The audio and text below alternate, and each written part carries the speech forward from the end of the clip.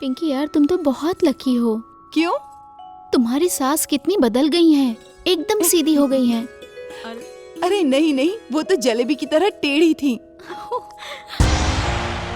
लेकिन मैंने उन्हें सुधार दिया।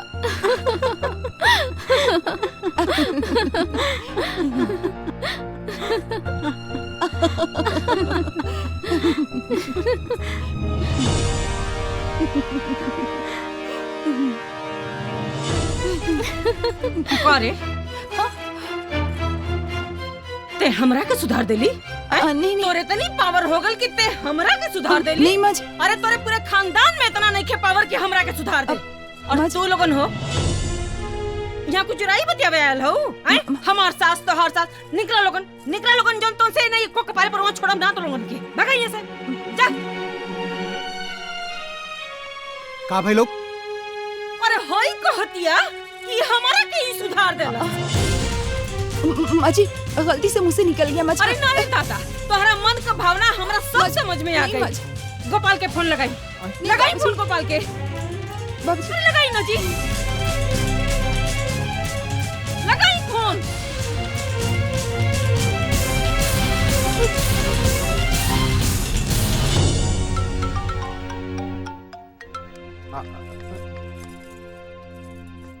हेलो गोपाल। हाँ भाई। हमार बात ध्यान से सुन। हमार काल टिकट तू कराओ ट्रेन का। तोरे मेहरारू के संगे हमके एक सेकंड नहीं रह के। अरे कहतिया के हमारा के सुधार देलस रे। माई जायदा ना। रुआ चुप रही, यहाँ रह के बार रुआ के तो रही, बाकी हमरा के यहाँ नहीं रह के। अरे माई हमार बात तो सुन, छोट मोट बात पे ऐसे ना किसी एक चाहिए। छोट बात? तोरा के छोट बात लगत रे। हमार काल के टिकट कराओ, नहीं तो घर से हम काल निकल जाए। बस हमरा के यहाँ से जाए के बाद सुन। माई पकड़ी माँ जी, माँ जी।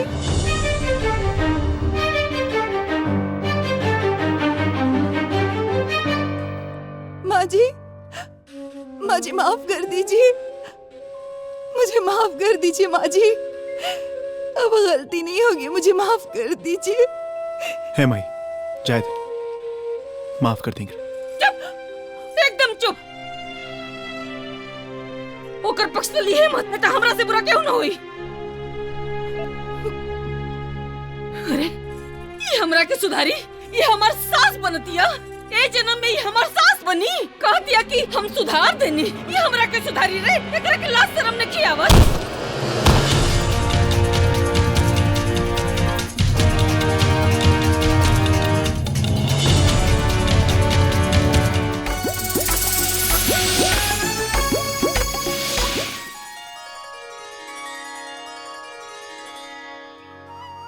हेलो, हाँ फूफा जी गोड़ धरतनी।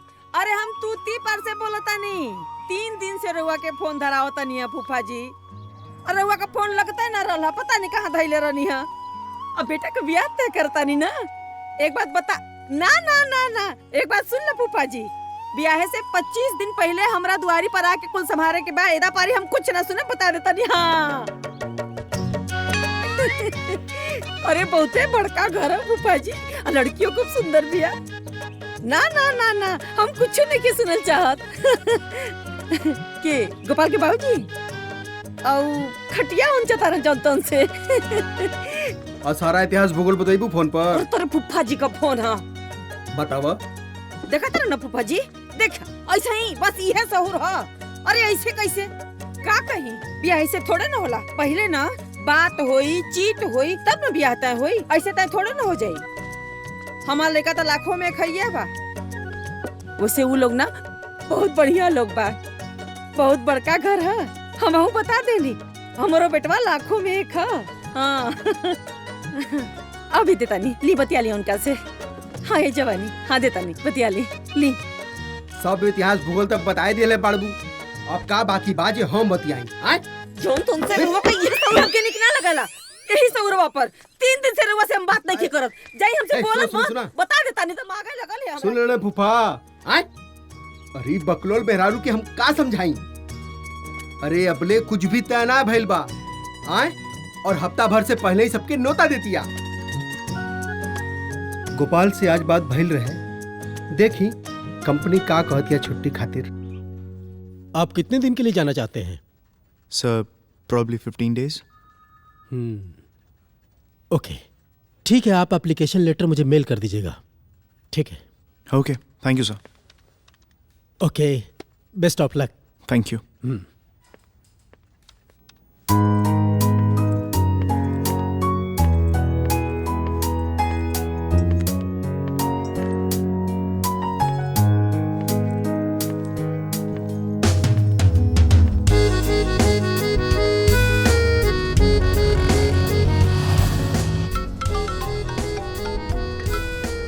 Hello hello.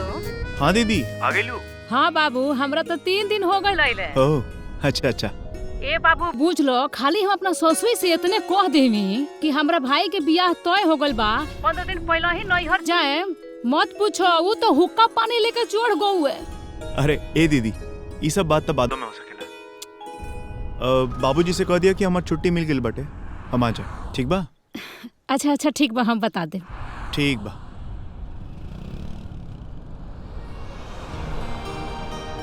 जरा 1 मिनट रुकना।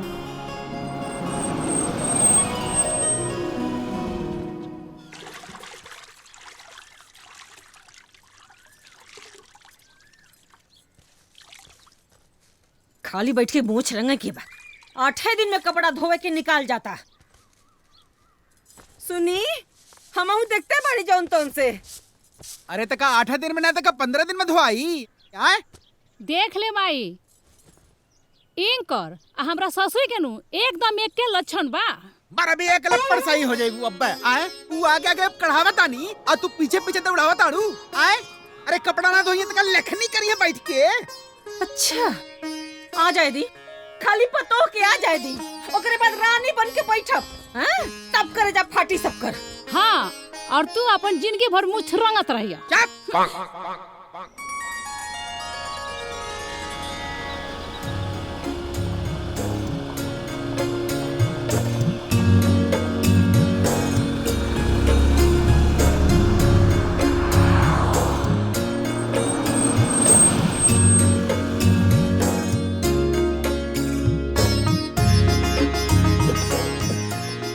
अरे गोपाल बेटा, गोपाल, हमार बच्चा गोड़ लगा दिन बाबूजी। कैसन बड़ा ठीक बड़ा ना? ठीक। अरे हमार बेटा ठीक बाबूजी। अरे प्यार बातों में बरसाले खतरा लावे से हमार लइका ठोकल हरा लाइल बा। चल बेटा अंदर चल। 1 मिनट समानवा तनी। अरे तू अरे सामान हम लेके लेके आ। आओ तनी, तू चल आराम कर। बढ़िया खाई का बनौले बनी। हम ठीक बनी। अरे बचवा, तो के देख के हमार जीव जुड़ा गया। और बस बस माई। खो चुपचाप। अरे माई पेट भर गइल बा।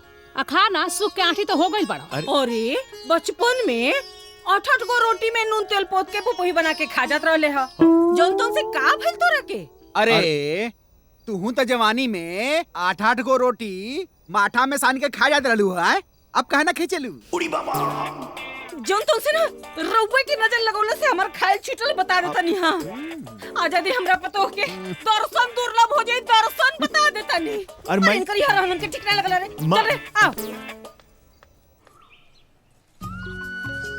बताओ माई, कल बुढ़िया का फोन कई नी, कहनी कि तनी पैसा भेजवा दी, भौजाई के देखे जाए बा। खाली हाथ कैसे जाए? तो कहतिया का 2000 रुपया लेकर ना गई तो कर खर्चा होई में से। अरे भाई, वो तो हम रखल ही बानी चोरा के। सोच रही है कि यही बहाने 2-4 हजार और झीट ली। बाप रे, वो तो लगुए हिसाब गिनवावे। जवन तवन से तनी धीर धर। आवे ती पतो या के तोरे सास कैला तोरे घरवा में हम घूस के कर। सही कहत रे। चढ़ चढ़ल बाउन के। ओहो 10 बजे ले खाली दांता रगड़ाई कि कुछ नाश्ता पानी भेटाई। अरे तक कौन कहीं के रवा रोज टाइम पर खा के कुतुब मीनार ढके लिया मैंने। हैं एक दिन ना खाए तो दोबारा नहीं खे जा। जाई काम बाटे बनाई तो भेटा जाई।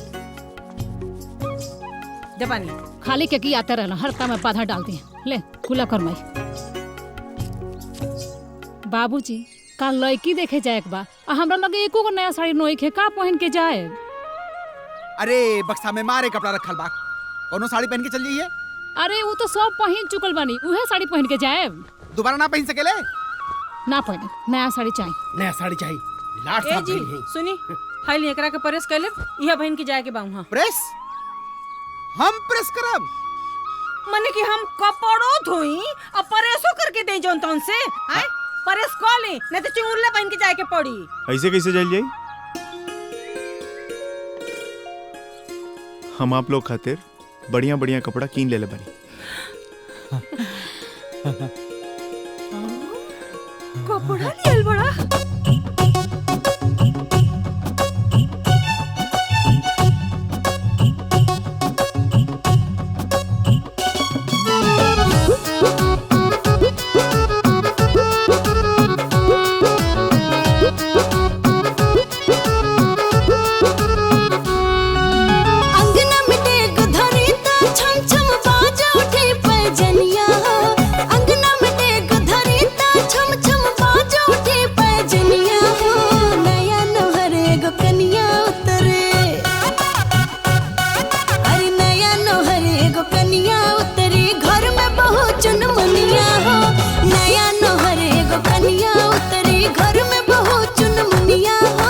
राजकुंवर बन के बेटा मोर जाई जब ससुररिया हो।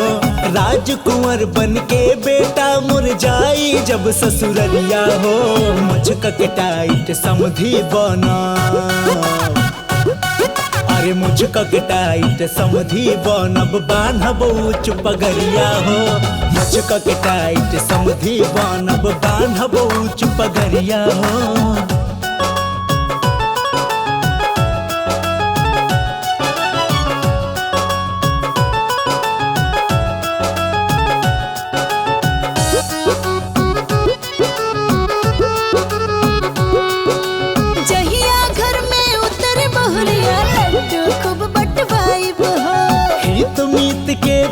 बोला के बहु भोज करवाइब हो। अरे मुंह दिखाई में देहब हम नाग जड़ल नाथुनिया हो। मुंह दिखाई में देहब हम नाग जड़ल नाथुनिया हो। नया नोहरे गो कनिया उतरे, अरे नया नोहरे गो कनिया उतरी घर में बहुत चुनमुनिया हो। नया नोहरे गो कनिया उतरी घर में बहुत चुनमुनिया हो।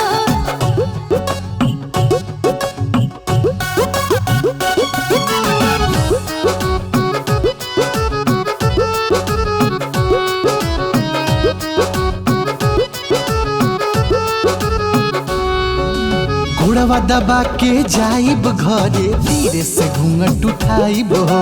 अखिया मिला के प्यारी बतिया दुल्हन से बतियाइब हो। प्यार करे में उनके संगवा कह दे हब भोर हरिया हो। प्यार करे में उनके संगवा कह दे हब भोर हरिया हो। किस्मत में जब हमरे आई है, किस्मत में जब हमरे आई है अंगना के जुरिया हो। किस्मत में जब हमरे आई है अंगना के जुरिया हो। नया नोहरे गो कनिया उतरी घर में बहुत चुनमुनिया हो। मुझका के टाइट समधी बनब बान्हब ऊंच पगरिया हो। गोपाल कहाँ बा? ए गोपाल, ए गोपाल, जल्दी कर। केवड़िया तो लॉक कर दी। वाह। चलो लोग आगे चलो बैठो मैं।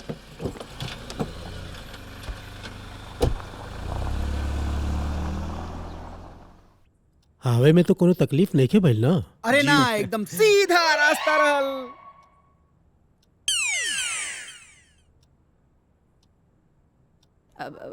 भाई साहब, जौन तन से लड़कियां आ जात तो देख लेती जा। हाँ काहे नहीं। अरे पिंकी के माई जी। तनी पिंकी के बुलावा। हाँ पिंकी।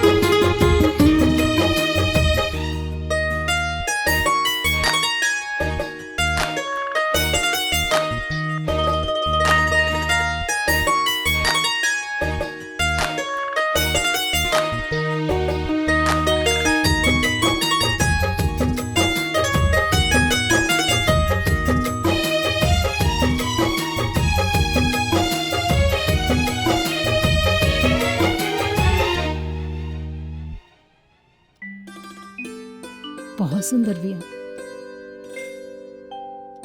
हाँ नीक जौन बाड़ी। से बड़ी सुंदर बाड़ू।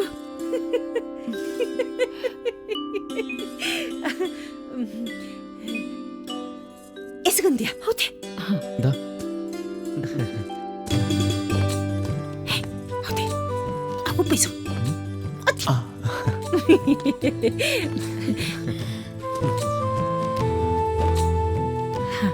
तरा खातिर ले ला।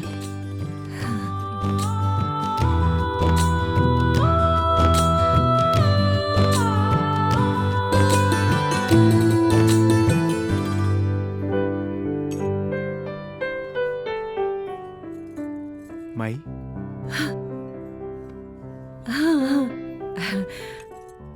हाँ खा खाई। खा बच्ची बढ़िया। देखिए हौ है एगो बिटिया बाड़ी अच्छा अच्छा। आ हौ हमार दामाद। हाँ आ ये दोनों जने के बीच में हई है एगो सार बाड़े। हमरे गौवा में निरंजन बाबू का दम था। अपने सारे के बराती में जब गए ना हाँ तो ओके जनतन से माड़ भात खियौनी अंगूठी मिलल रहे।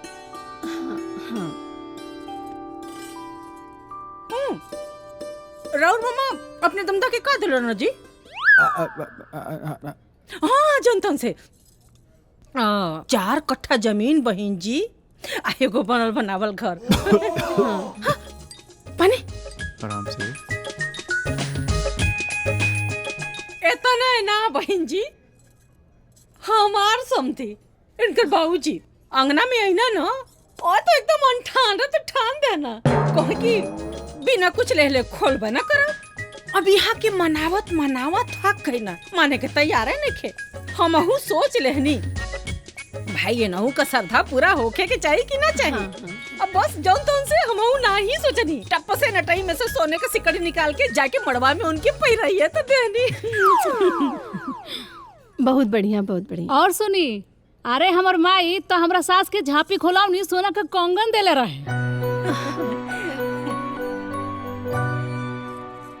कहा न बहन जी इकलौती लेके जब रहे नहीं तब लेन देन तर लगल रहेला। अब जनतन से भाई साहब अब चाहे वो बिटिया के श्रद्धा होके दामाद का होके गांव गिराव का होके चाहे हितनाथ का होके हो कि नहीं? सही कहले सही कहले। बस बस बस भाई साहब आप खाली इतने का विशेष ध्यान रखो बाकी जनतन से कहीं कहीं रवा निफिकिर रही राहुल श्रद्धा में कोई कमी ना रही। रउआ के ही नहीं लागत कि पिंकी वहाँ एडजस्ट ना कर पाई। लड़का में कोनो कमी बा? फर्स्ट क्लास लड़का बा, अच्छा खासा बैंक के नौकरी बा। तो हार बिटिया के जोड़ी ओकरा साथे बहुत अच्छा लागी। ना ना हमार मतलब कामिनी से। अरे मैडम शादी के बाद लड़की अपना हस्बैंड के साथे रही फिर समस्या कोना चीज के आई। हमनी के बिटिया बहुत सुखी रही और खुश रही। अरे जवन तमन से बहिनी बुझी उ ताजमहल रहा हो। अच्छा। अरे जरा तरु हरियर तरकारी उज्जर तरकारी आ पियर तरकारी। अरे हम तो इहो ना बुझ पाई का खाई आ का छोड़ी आ जवन भेटाल तन खाइए गईली हो। आ जाना ना कि हम तो ठा से गोही देली होई ज कि ए गौवा में जौन बड़का बड़का जाना बाड़ा ना ओनहु के ऐसन समधियान ना होई जैसन हमरा के समधियान मिलल बा। ए सुगंती हाँ माई। अरे चाहवा लेके आओ तू। अरे छाना तानी। अरे बहनी जब लेके आवतिया तो सुना लोगन बतियावा लगा तो 3 दिन लगी। हाँ। और वह कहत नहीं ना बहन हाँ। कि हमार किस्मत में ना भगवान भगवती एक कीचड़ में हमार बेटा के रूप में कमल खिलौले बाड़ा तबे ना रमझला लगल बाजी कुल आए। बस ये एगो लालसा बन कि हमार पतो है आजास आए अपन जिम्मेदारी संभाल लेस आ ओकरे बाद ना बुढ़ऊ के लेके खाली तीर्थ पर याग न करे के रही जनतन से।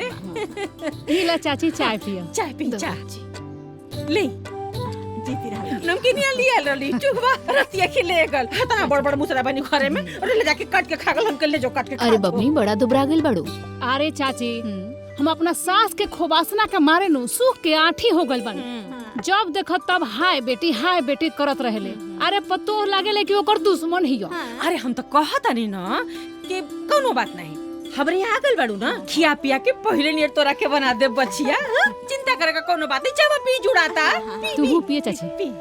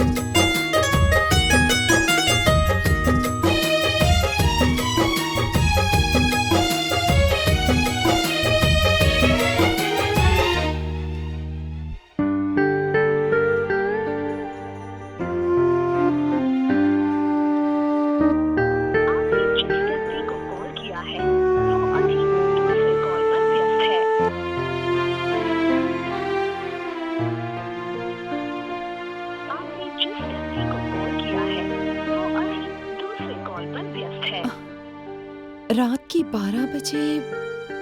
इतना रात के बिजी बा? देखती हूँ कैसे नहीं बात करेंगे। बार बार फोन करके डिस्टर्ब करूंगी, बात ही नहीं करने दूंगी। हेलो। इतनी रात को किससे बात कर रहे थे? मैं भी आपसे यही पूछना चाह रहा था कि इतनी रात को आप किससे बात कर रही थी? मतलब कि मैं आपको कॉल कर रहा था और आपका फोन बिजी आ रहा था। ओह गॉड, हम दोनों एक दूसरे को ही फोन लगा रहे थे। अच्छा, मैं आपसे अकेले में मिलना चाह रहा था। कल शाम को 4 बजे आप दुर्गा माँ के मंदिर में मिलेंगे मुझसे? नहीं, मैं नहीं मिल सकती। क्यों? शादी से पहले मैं नहीं मिल सकती। लेकिन सॉरी।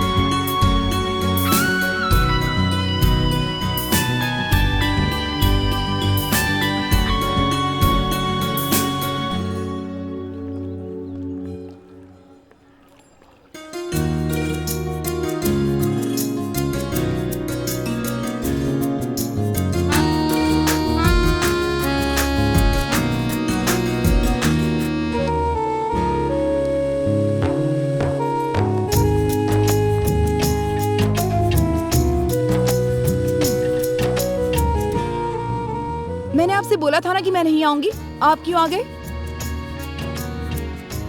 जब आपने बोला था कि आप नहीं आओगी, तो आप क्यों आ गए?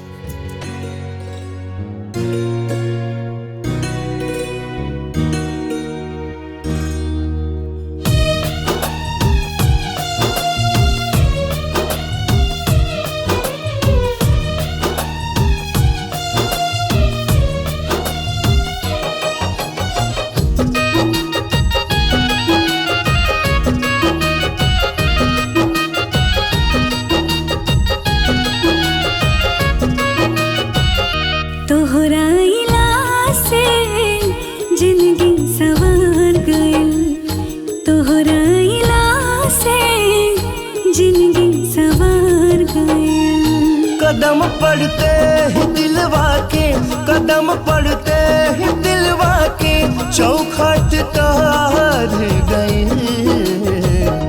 तोहरा अहिला से जिंदगी सवार गई। तोहरा अहिला से जिंदगी सवार गई।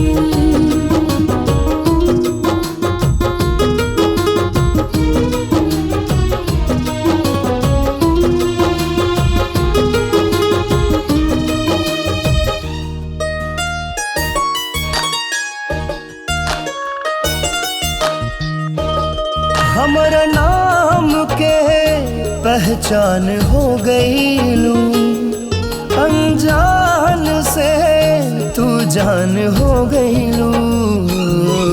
बोली धड़कन मोरा पिया पिया, हर सिरा हर पल जिया जिया। बोली धड़कन मोरा पिया पिया, हर सिरा हर पल जिया जिया। नजर मिलते मोहब्बत के, नजर मिलते मोहब्बत के 100 रंग चढ़ गए। तोहरा इला से जिंदगी सवार गया, तोहरा इला से जिंदगी सवार गया। बारात आ गई। हट हट।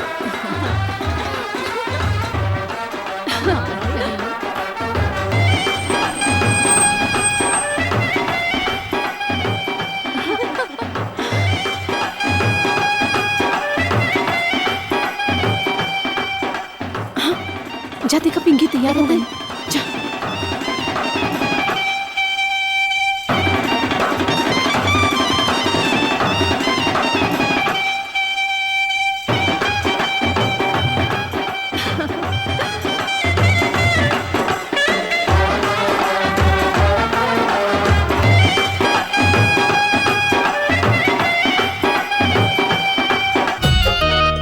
नजर आवेला जहाँ तक जाए नजर, तोहरा बिना अब ता न होई गुजर।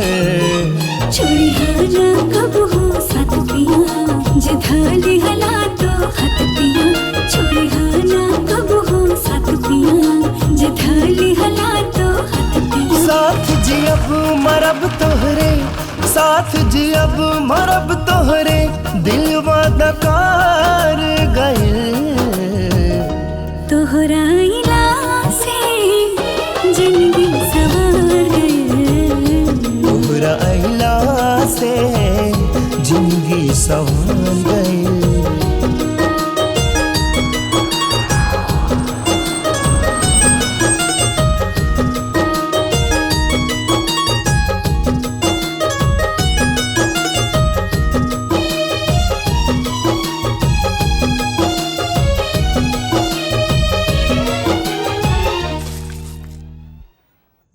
पिंकी,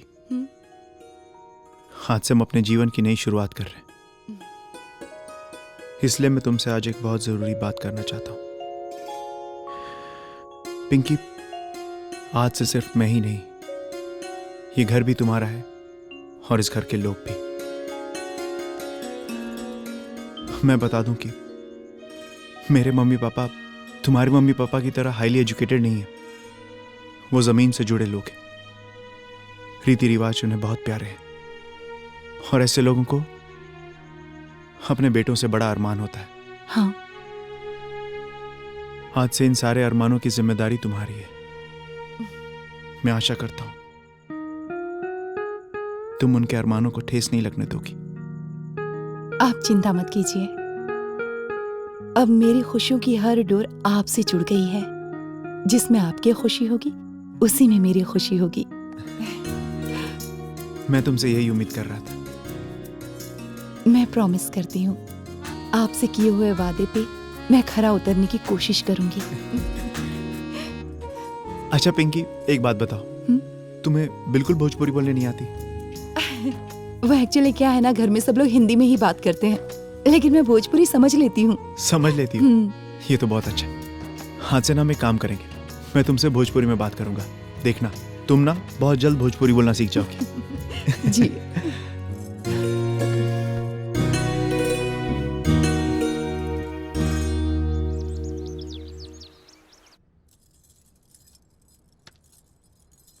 ए बेटा, हाँ मई, हाउ टेंट वाले का पैसा बा?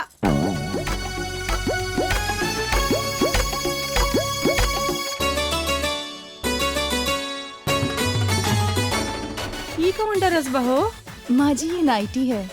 नाइटी? हे राम, ए छी, आई कैसा लागा था जोन तोन से? सुना, ई नाइटी फटी यहाँ ना चले, समझावा इन करा के, हैं? आ गांव घर का मेहरारू वही है करा के देखे। बढ़िया से साड़ी पहन के सौक सिंगार करके बैठ जास और तय टेंट वाले का पैसा दे जल्दी। जी एक बात बताइए, इसमें प्रॉब्लम क्या है? प्रॉब्लम कुछ नहीं है, ये गांव है ना, तो यहाँ के रीति रिवाज, पहनावा ओढ़ावा सब अलग होला, थोड़े हिसाब से चले के पड़ी ना। तो ये वो काम करो, साड़ी पहन लो। जी बुझले कि एकदम दिमागे में आग लगल हमरा सुगंतिया जली ना। और जब बिटिया बना के रखा कर तो काहे के बियाह कइना लोग आए उहेन तो हमार बिटिया है 5 पास करौले तोरा के तना कब हम नेटी पहिरौले ना कबहू ना पहिनी है जनतन से इज्जत होए आयल है। ए चाची, भाभी के मुंह ना दिखेबू का? ताला मार के रखले है उनके मुंह में ना। जा देख ले लोगन, जरे देखा दे जनतन से। चला लोगिन, चला चला देख लिए तनी का है पहिन ले ओढ़ ले। हाँ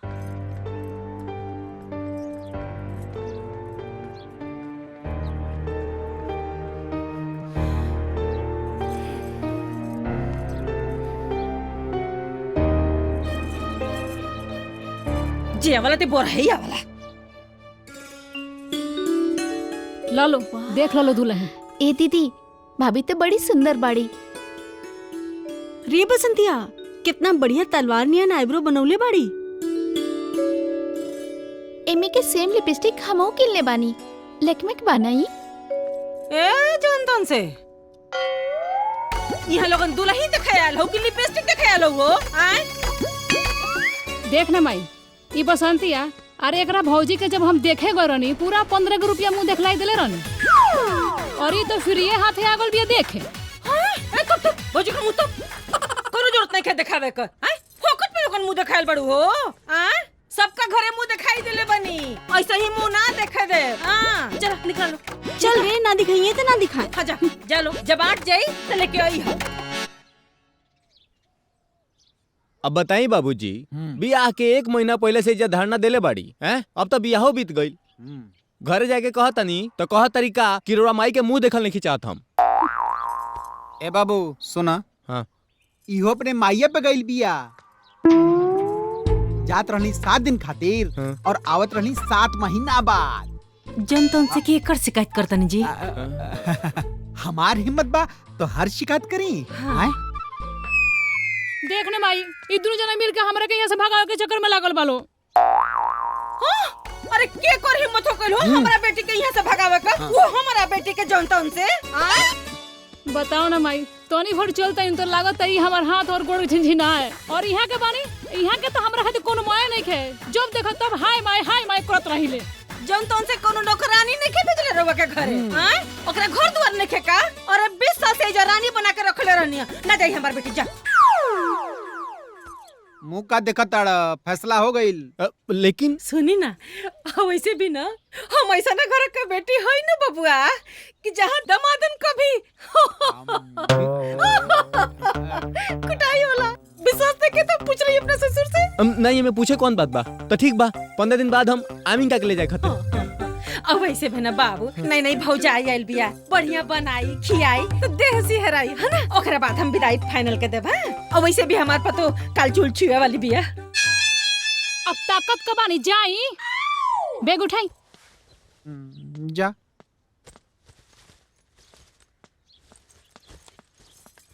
हमार माई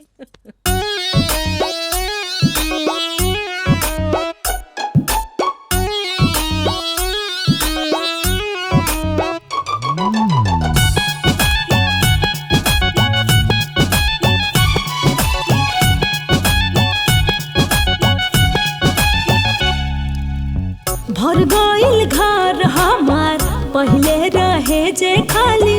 मनया गरात बाटे भइनी पतो हवाली।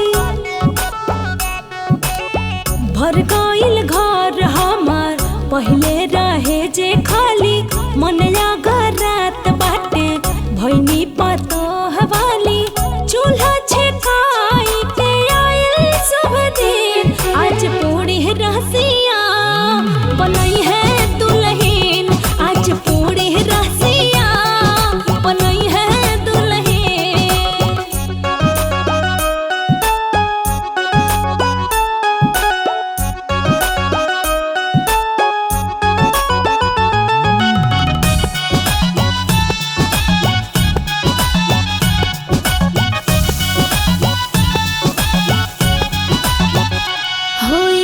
पछताई तब ही खाना भेटाई। मैं तो सबका से अच्छा अच्छा नेक लूंगी जी, चाहे दो गहना गुड़िया चाहे 2 रुपया पैसा, तब जाके मैं खाने की परमिशन दूंगी जी।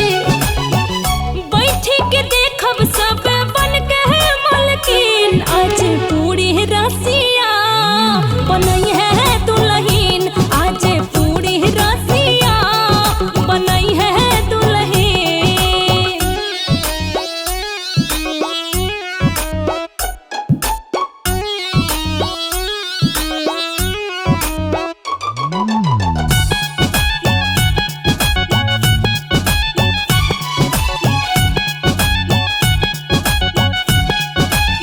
भोजन का स्वाद लीजिए फिर तब मुझको दीजिए, ए जी नेग के साथ आशीर्वाद चाहिए।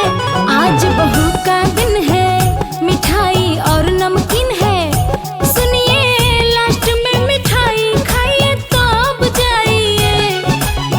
लागे पतोहिया हमर बड़ा किसथिन, आज पूरी रसिया बनई है दुल्हन, आज पूरी रसिया बनई है दुल्हन।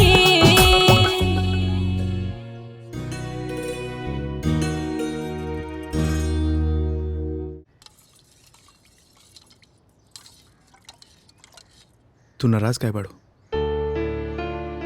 बस 1.25 महीना के तो बात बा।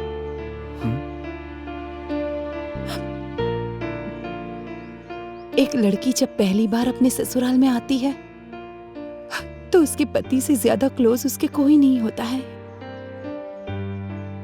और वो पति मात्र 4 दिन के बाद ही उस पत्नी को छोड़कर परदेश चला जाए तो उस पत्नी को कितना अकेलापन लगेगा जी। आप मर्द है ना, आप ये जुदाई नहीं समझ पाएंगे।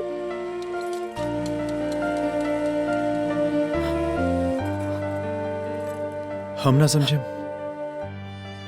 हम सब समझता नहीं, लेकिन यो तो तहरे घर।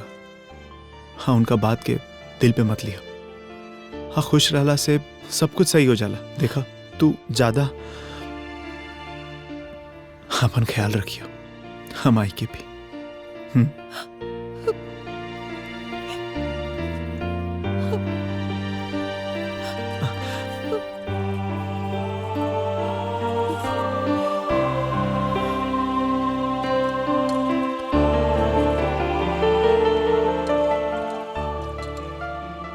अपना ख्याल रखना, बाय।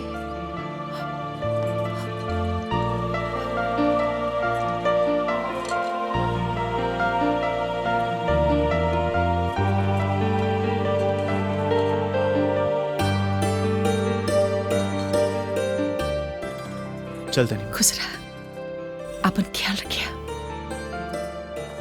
तू अपन ख्याल रखिए। मैं चलते नहीं दीदी। खुश रहा।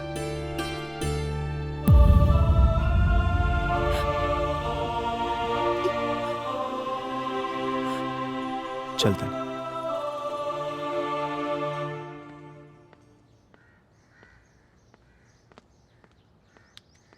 चलते नहीं बाबूजी।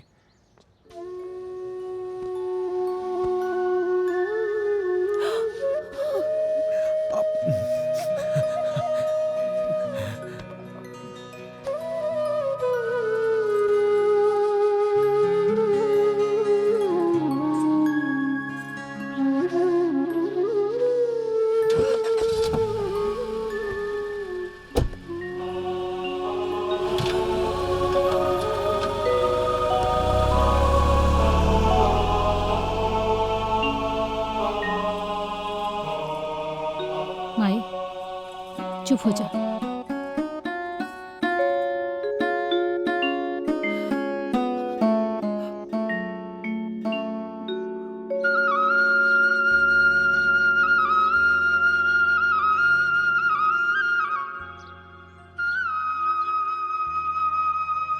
बाप रे, हमार कपार बथता।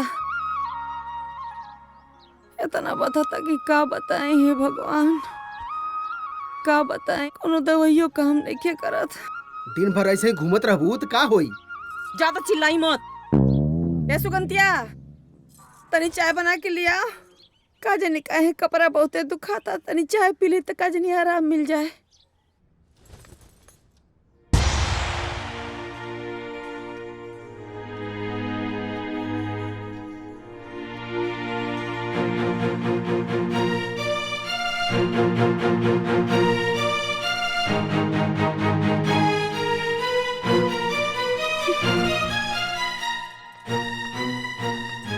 अरे माई, अब चाय के बनाई? तहार पतो तो गोपाल के वियोग में सूतल बाड़ी। अरे वो सुतल बिया तो तू बना द। काहे बनाई? अरे ससुरो में दे ठठाई, नैहरो में दे ठठाई। हम ना बनाए, जा अपना पतो से बनवा। अरे वो आराम करत हुई हैं, जा तू बना द चाय। हम तो बनेबे ना करो। सब केहू हमारे पे चिल्ला के जाता।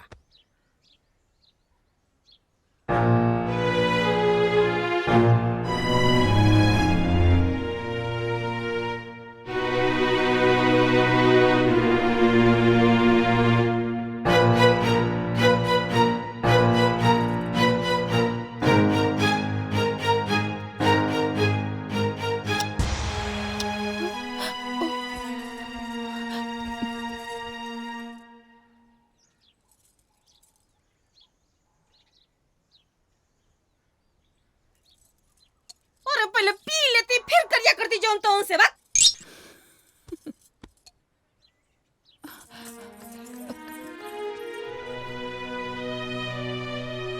माँ जी, नींद लग गई थी। जगा देते तो मैं ही बना देती। काहे? अरे भगवान, हमनी के हाथ गोड़ नहीं दिले का? हैं? चाय बनवा लेनी और हेदे पिया तो बानी। और तू सोचा तारू कि तू सूतल रहबू तो हमनी के चाय नहीं पी सकत जा का? जा सुता, जा नींद पूरी कर ला। आ सुना, तारा खातिर एक कप चाय छोड़ देले बनी, छान के पी ली हो। माने कि मरद रहल ह तो अब ही ले चाय टाइम टेबल से बनत रहल ह और ओकरा जाते कुल टाइम टेबल भुला गल जनतन से।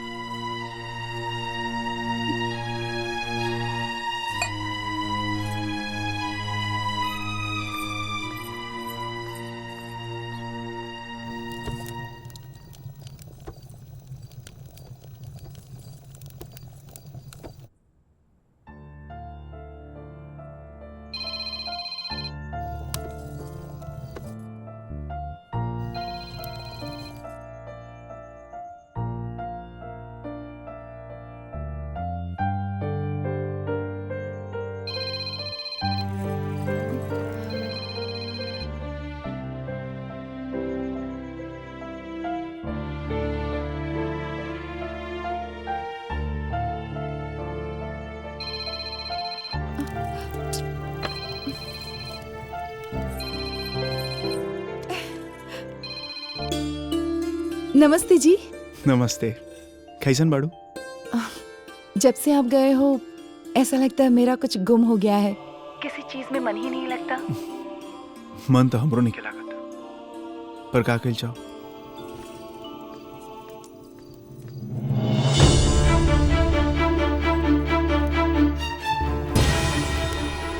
आपने खाना खाया?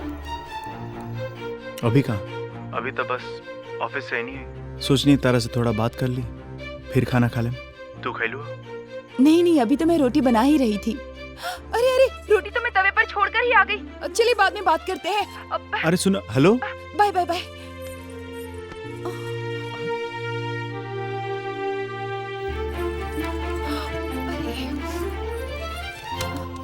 माँ जी हटिए, मैं बनाती हूँ। ना ना, अब तू जा, हम बना ले। जा जा, आराम कर। माँ जी, और हम कहता नहीं तो तोरा समझ में नहीं खे आवत। आए जा, तू अपन काम पूरा करा, रोटी बन जाएगी। माँ जी प्लीज प्लीज हटिए ना। माँ जी आप बना रही हैं कोनो रोटी। जरूरत नहीं है। अब गलती नहीं होगी माँ जी, प्लीज उठिए उठिए ना माँ जी, प्लीज प्लीज प्लीज प्लीज माँ जी, मैं बना देती हूँ। प्लीज प्लीज प्लीज माँ जी छोड़िए कहनी ना। ना कि शहर के लड़की से कि चूल्हा चौका का काम ना होई, बुझाई? जा आराम करा, जा। खाना बनावल हमार काम बा।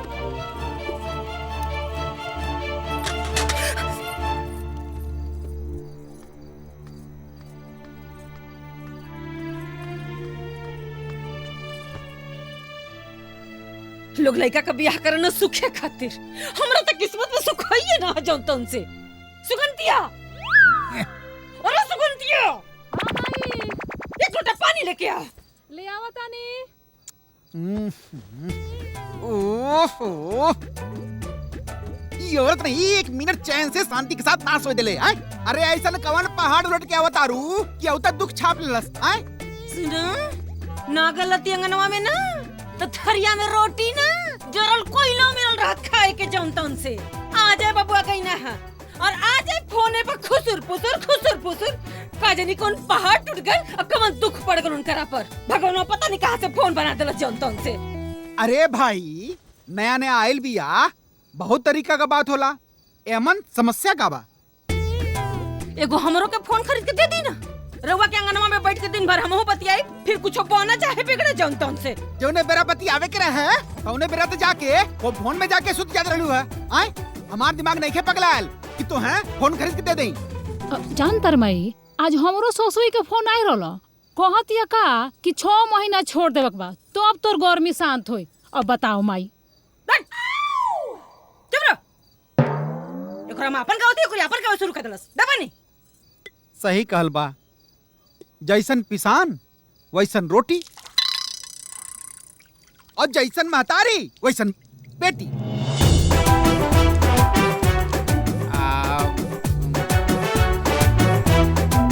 चला सुत्ता प्रभु। अरे बाप रे,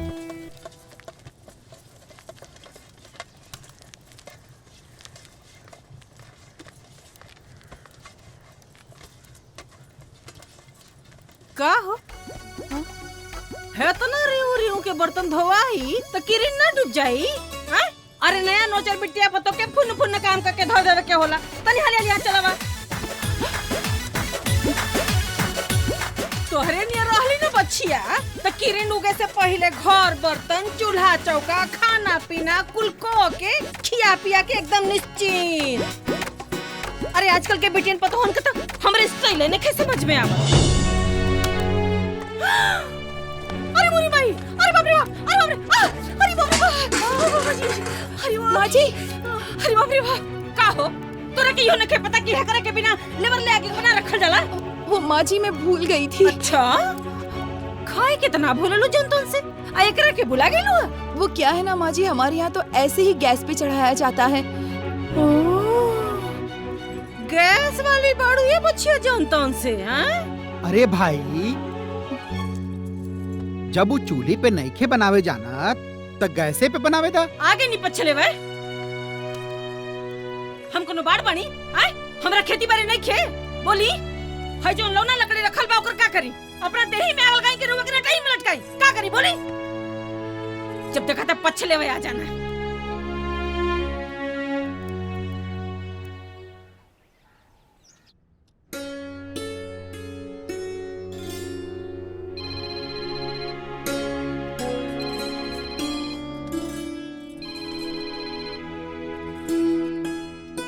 हेलो, क्या करता रू?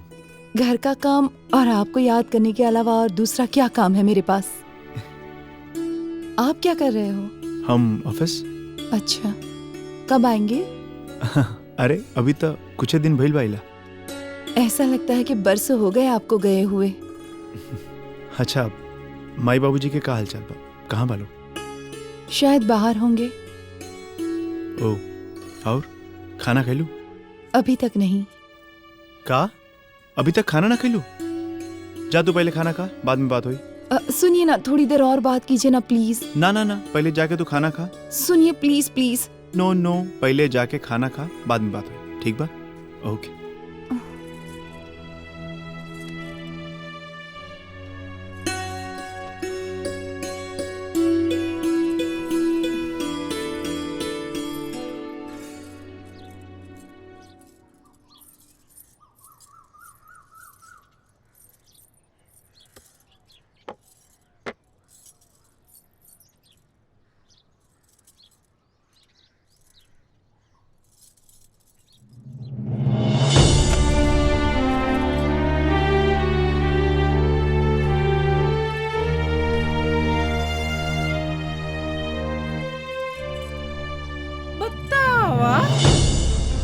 अब एक घरे में ई दिन आ गइल बा कि मेहरारू का जूठा मर्द लोग खाइए जौन तौन से अतनो नहीं खे ज्ञान कि पहले मर्द मानुस खा लेना ओकरे बाद मेहरारू खानी सन। बताओ माई, हम अपना ससुरा में पानी पीकर रह जाइली, लेकिन अपन ससुर आ तोरा दामाद के खाए से पहले आज तक ले नहीं खइले। बिटिया तो संस्कार के बात होला ना, हम तोरा कैसन संस्कार देले तो तू ऐसन काम करेलू। एकर माई बाप के ऐसन संस्कार देले हुआ ऐसे ही ऐसन काम करतिया ना। हमरा के तो लगत ना कि एकर मतरियो बपवा ऐसने बना जनतन से। माँ जी गलती हो गई मुझसे, इसमें मेरे माँ बाप को घसीटने की क्या जरूरत है। हमारे यहाँ जब जिसको भूख लगती है वो खा लेता है। मुझे यहाँ का रिवाज पता नहीं था, इसलिए मैंने खाना निकाल लिया। इसमें कौन सा पहाड़ टूट पड़ा माँ जी? पहाड़ टूट गया? करी 4 दिन तो कनिया आइल हमरा से जबान लड़ावती रे। ओए बात मुंह से कढ़ावल मुश्किल कैले भी आई। मुंह से बोल देली तो जबान सिबीते हमार, सिबीते जबान सिवाई तोरा के। अरे फोन मिला ओकरा के बताओ तनी तोरा के हम धर माई फोन लगा दे।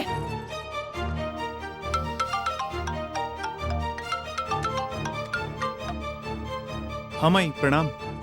खुश रहा बचवा, कितना अरमान से तोहर बारात सजौले, कितना सपना सजा के पतो उतरले, बाकी हमरा के का पता रहे कि हमरा के उल्टा सुने के पड़ी जौन तौन से। का भाई? ये बचवा एको बात बर्दाश्त नहीं के करत तार मेहरारू। बुझला ना जौन तौन से एको काम ढंग से नहीं करत, न बर्तन धोतिया ढंग से, न खाना बनावतिया ढंग से, एको काम घर का नहीं करती है बचवा। हाँ ढंग से नहीं कर पा रही हूँ, गलती हो रही है मुझसे। उनसे कंप्लेन करने से क्या प्रॉब्लम सॉल्व हो जाएगी? सुन ले, सुनो तेरे अपने मेहरारू का भाषा। जो भी काम है सब तो कर रही हूँ। जगह नहीं है, लोग नए, तरीका नया है। गलती हो गई मुझसे। जब गलती मेरी है तो मेरे माँ बाप को बीच में लाने की क्या जरूरत है? सुन, इसमें उनका क्या दोष है?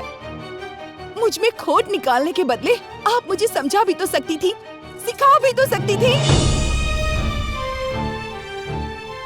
लेकिन सासू माँ, आपने मेरी कदर नहीं जानी, उल्टा तमाशा बना दिया।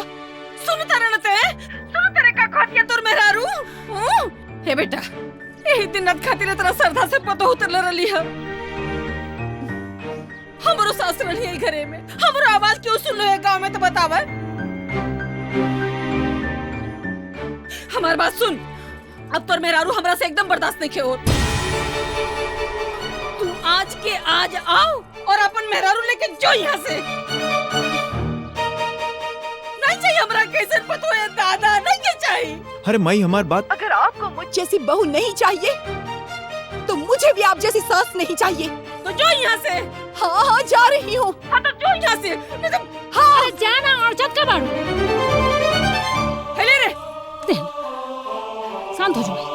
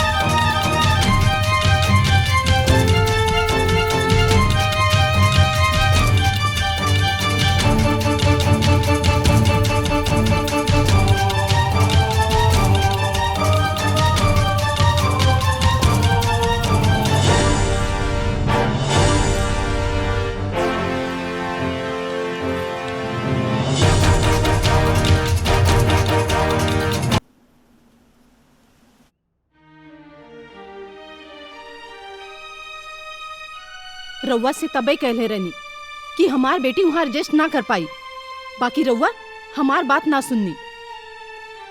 अरे इतना पैसा खर्च करके शादी कैला के बाद भी ये सब तमाशा अच्छा लगा का? हमार बेटी आज ले वहाँ तरीका से नहीं खे रहल तो वहाँ कैसे रह ले? अरे रउआ के सोचे के चाहिए कि जौना लेवल में ओकर परवरिश भइल बा वही लेवल में ओकर शादी बियाह करे के चाहिए। अरे नया नया घर बा, थोड़ा बहुत तो शुरुआत में एडजस्ट करे में दिक्कत होला ना, लेकिन बेटी तोरा के ऐसा नहीं खे आवे के रहे। अरे थोड़ा धीरज रखे के चाहिए, सब कुछ ठीक हो जाला। कैसे ठीक होगा पापा? छोटी छोटी बातों को लेकर बड़ा बड़ा इशू बना देते हैं। ये नहीं पहनना है, वो नहीं पहनना है, ये नहीं करना है, वो नहीं करना है। अब खाओ तब खाओ, ऐसे तो मैं कभी रही ही नहीं। ये क्या मेरा दोष है? कितना एडजस्ट करूं? मैं वहाँ नहीं रह सकती पापा, बस बोल दिया, मैं नहीं रह सकती। अरे बेटा समझे की कोशिश करो बेटा। अरे जौन सच्चाई बा वही कह दिया।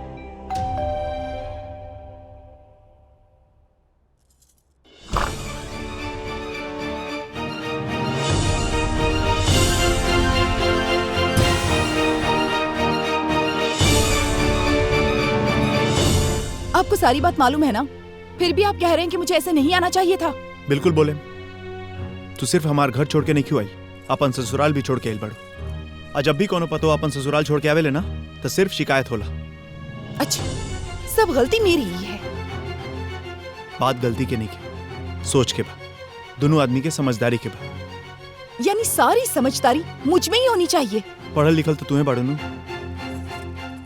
पिंकी, जब बात परिवार के प्रतिष्ठा के होला ना तो ये सब मन मुटाव, वाद विवाद, ये सब से रिश्ता खाली बिगड़ेला। आ परिवार के समेटे के जिम्मेदारी तो तोहरे रहे ना, भुला गेलू? बेटी हाँ?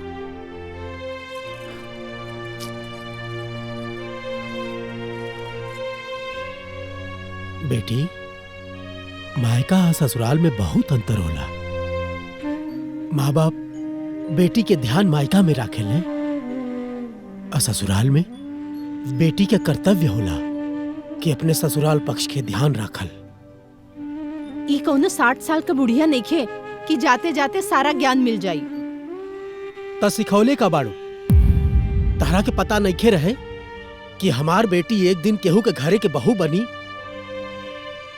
पापा, ये सब बात के अब कोनो फायदा नहीं के। अगर हम इनकर पति बनी तो हम अपना माँ बाप के बेटा भी बानी, वो लोग भी हमारी जिम्मेदारी बाटे।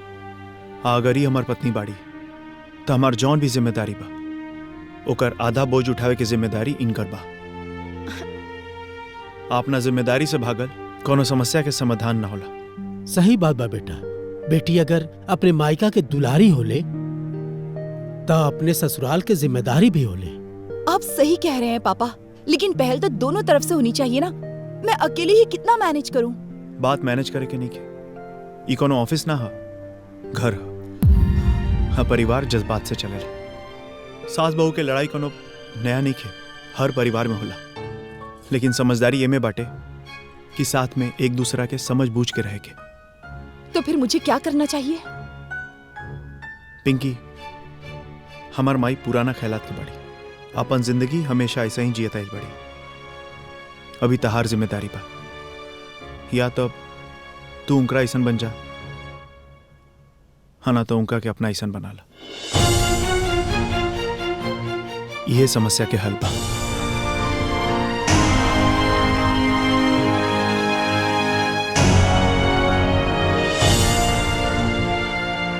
कितना अरमान से पता उतरले रहली, कुल माटी में मिल गए। का? हाँ हाँ, एक मिनट।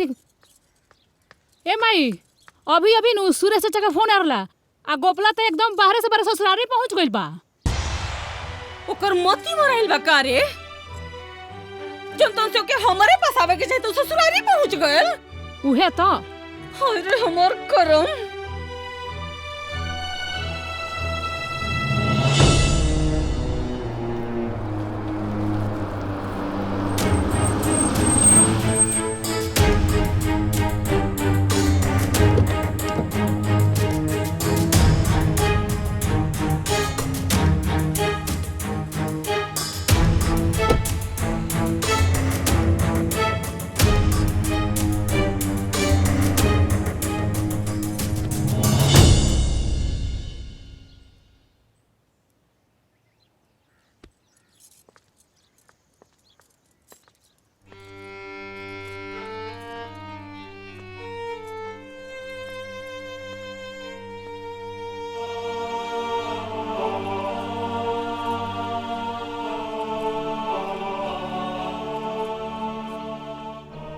गोड़ लगा देनी माई। खुश रहा। हाँ ठीक है, ठीक है, ठीक है।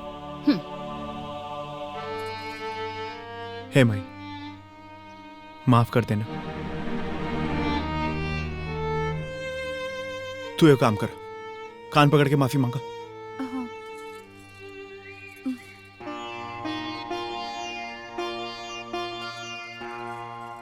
हे माई, अब तो माफ कर दो। हम क्या होला माफ करे वाला जौन तौन से? तो 3 में ना 13 में जासो, जौन तौन से जासो। माँ जी, मैं भी आपकी बेटी की तरह ही हूँ, माफ कर दीजिए ना। अरे जाए दा, मान जा। रउआ दिमाग मत धनकाई। हटा यहाँ से एलुआ तेल लगावे भाई का। माँ जी माफ कर दे। माई, आई नहीं भाई का पालिश लगावे हमरा के। पालिश कर नहीं हमसे। अरे बेटा, ये ऐसा नाम नहीं है, इनके हमार वाला उपाय लगावे के पड़ी। क्या करूँ?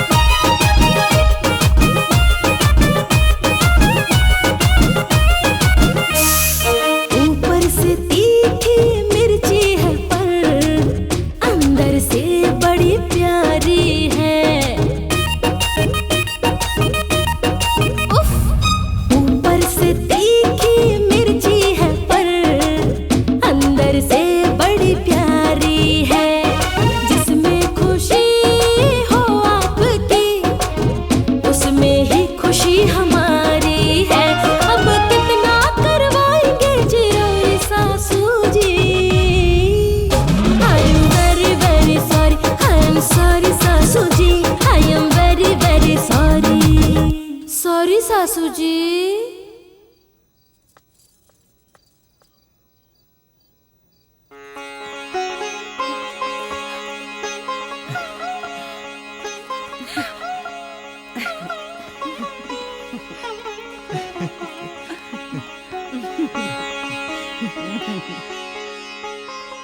चिंता मत कर, हम जल्दी शहर से आए और औतत तो रखे बोलाई।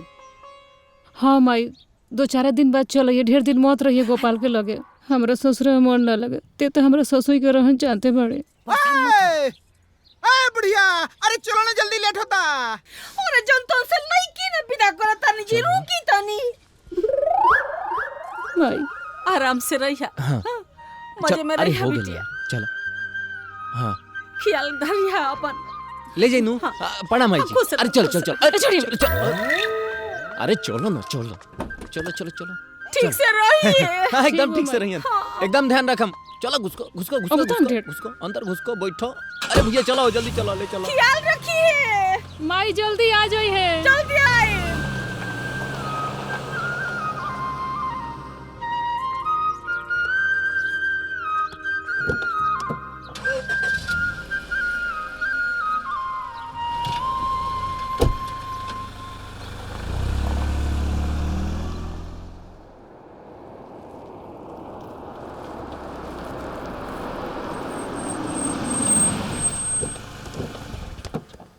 आ गई नी।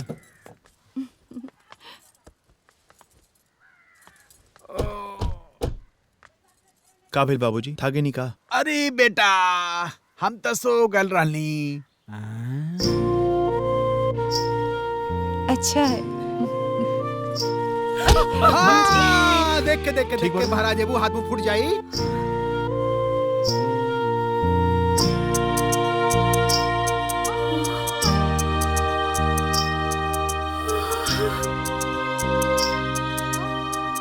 बेटा, घर तो बड़ी सुंदर बारे। बाकी तनी जमीनिया यहाँ कम बा। तनी बेसी जमीन रहत ना, तो नहीं तो ना ए में लौका कोहड़ा बोती, तोरा के ताजा ताजा सब्जी खियोती। ओहो, राम भजे की उम्र में बस हाय पेट हाय पेट हाय पेट। अरे वो तो जैसे हवा पी के रहे नहीं जाओ तन से। ए माई, तोरा जॉन खाए के होई नो, हमरा से कहिए, हम ले आए। अच्छा सुन ना, तू खाली दुगो बकरिया खरीद दे हमके। तनी बकरी? तो गाय भैंस बांधे के बाद जगह यहाँ। और आ दुगो बकरी रही ना, हम बैठल का करब, चराई जंतन से। दुगो बकरी ना, दुगो हाथियों किनवा देता नहीं तोरे खातिर, हैं? शादी ब्याह में घुमावत रही है पगलेट कहीं के। यही से इनकर हमार ना पटल जंतन से। छोड़ ना माई, चल चल सामान निकालो दिलीप। जी सर। चलो चल।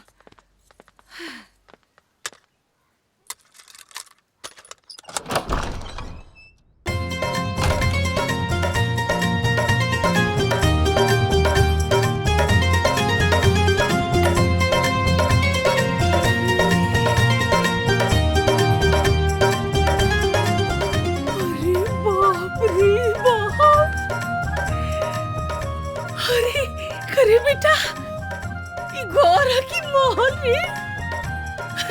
अरे ऐसन तो हम खाली टीवी में देखले रहलिए जंतन से। माई, अब हम तारा के तहार कमरा दिखाओ तनी। चल चल। माई, ही तोहार कमरा। हाय बाबूजी। अरे वाह, कैसा लगा? बहुत अच्छा बेटा। आओ पिंकी, हम तारा के तहार कमरा दिखाओ तनी। ठीक है। गोपाल कमाई साचो, गोपाल जैसन लड़का भगवान सबके दे। सच में है ना? हाँ। सपना साकार कर देना वो।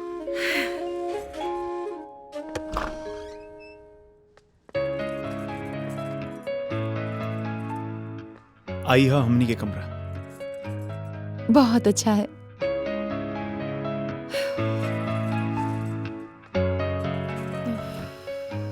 बहुत थक गई जी।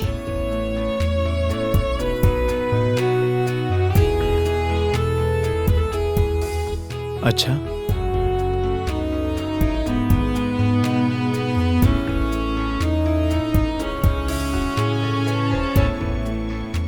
आओ तहार थकान मिटा दी।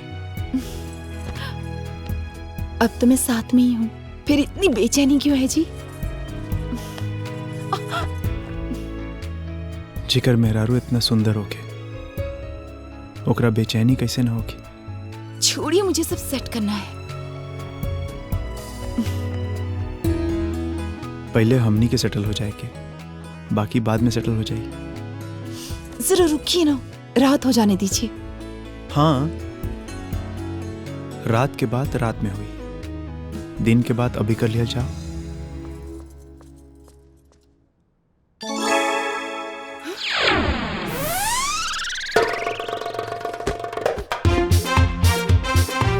गोपाल, ए बेटा, जल्दी आ बेटा। हाँ माई। अरे जल्दी आ रे। अरे बाप रे बाप, का हो गया? जल्दी आ रे बेटा, अरे आ रे यार। का भाई?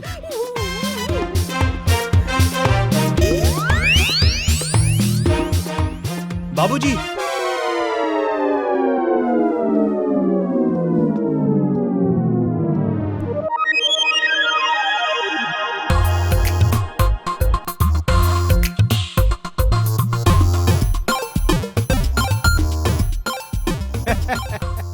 ये बेटा, मुंह में से ना भक भक भक भक आग फेंकत रहल है, तो ठंडा ठंडा हवा लेत रहली है। अरे बाबूजी, रोवा गर्मी लागत रहे तो एसी चला लेती।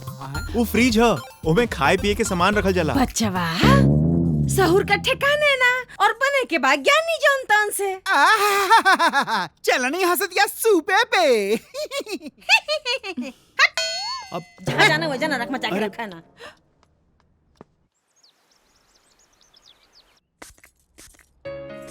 अरे बस बस। क्या हुआ? टीवी में ऐड नहीं को देख ले, ज्यादा परफ्यूम लगेला से लड़की सन अट्रैक्ट हो जाली सन। अच्छा, तो फिर आप भी किसी और की तरफ अट्रैक्ट हो जाएंगे क्या? अरे ना ना, हम तो मजाक करत रहनी। जेकर मेहरारू इतना सुंदर होके, ओकरा ऊपर के और के जादू कैसे चल सकेला? सुनिए ना, शाम को जल्दी आ जाइएगा। इहो कोनो कहे के बात बा? हमार दिल तो घर में अटकल बा, तो बाहर दिमाग कैसे चली? ऑफिस के काम खत्म होते ही 120 की स्पीड में गाड़ी आई। चल।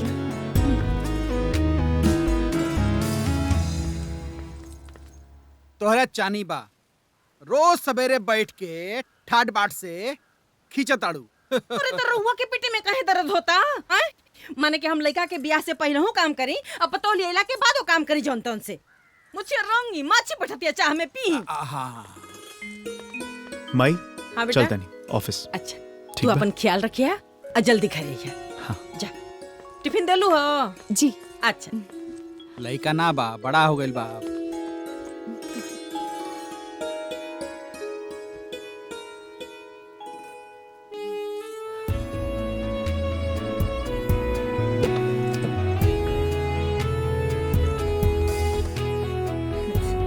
जा।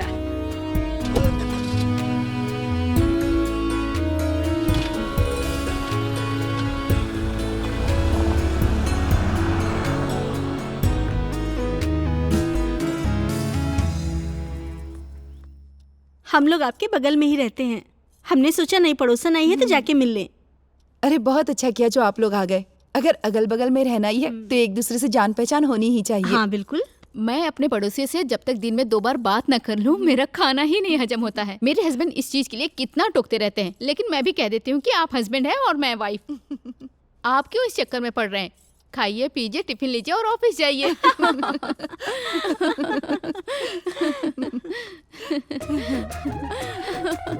क्या होता हो?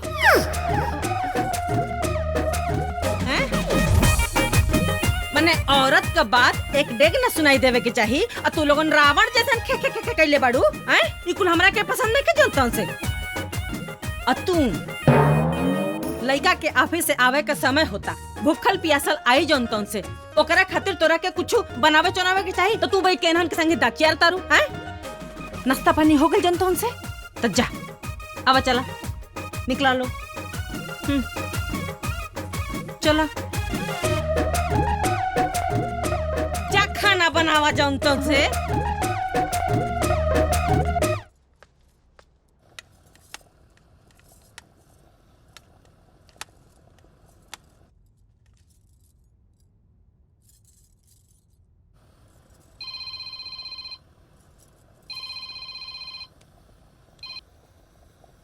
हेलो जी मम्मी प्रणाम। खुश रह बिटिया, सब ठीक तो बा ना? हाँ मम्मी, सब ठीक है। और समधीन जी कैसन बाड़ीन? वो भी ठीक है। देखा बेटी, ठीक से सूझबूझ के साथे रहिया, पिछली बार की तरह कुछ भी मत बोल दिया, और बोले से पहले सोच समझ के बोलिया। जी मम्मी।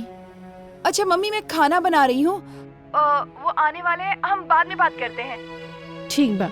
ठीक है मम्मी जी।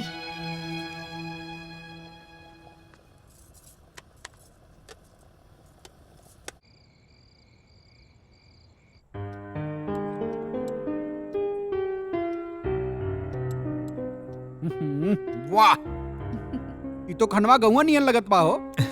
बाबूजी, ये पिंकी के हाथ के कमाल है। माई अपन सारा हुनर उनकरा में झोंक देले बड़ी। तो हर माई, अरे ये बुढ़िया कभी अच्छा खाना बनीबा ना कैले, तबे की का बना सकेले? क्या जानतन से का हमरा खातिर कुछ खाता नहीं है? तो हर तारीफ करता नहीं। तो हर माई बहुत अच्छा खाना बनावत रहनी ऐसे। ए मैं छोड़ना, आओ ना हमनी संग साथे बैठ के खा ले। अरे नहीं, मेरा रू मर्दन के बराबरी करके ना खानी खातू लोगन। अरे माई, ई शहर है, यहाँ ई सब ना सोचल जाला। आओ से का अपन तौर तरीका कोई छोड़ देखा जानतन से? नहीं खा लो। ठीक बा, पिंकी जा तू खा ला। नहीं, आप बाबूजी के साथ खा लीजिए, मैं माँ जी के साथ खा लूंगी।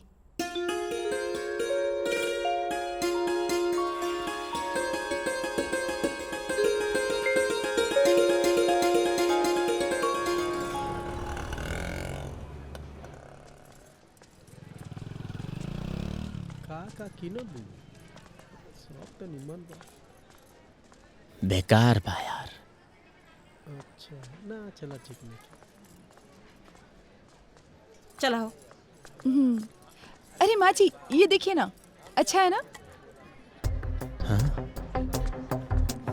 ठीक नहीं खे जाए नहीं। भाई कितना को? 10 रुपया। लूटो ताली। चलो चलिए। हाँ देखा, ये अच्छा है ना? दे दे। 4 रंग का है। अरे रे नीका, अरे नहीं माँ जी, कुछ नहीं है। अच्छा लग देखा। हाँ? नहीं, अच्छी नहीं है। अच्छा हाय देखा, एकदम चमकाता है। अरे रे खून खून खून, देख देख देख खून खून। अरे रे रे ये कौन ची? ये कौन खून? माँ जी, ये खून नहीं है, वो लड़के बदतमीजी कर रहे हैं। ए जनतन से। अरे अरे बेइज्जती फैला जवान। अरे माँ जी छोड़िए माँ जी। माँ जी छोड़िए। माँ जी छोड़िए। ए बुढ़िया, तारा के इतना बुरा लगा था तो बोला ना तोप के चलो, अब उघाड़ के चलिए तो सब तो देख ले सर यार। माई रे।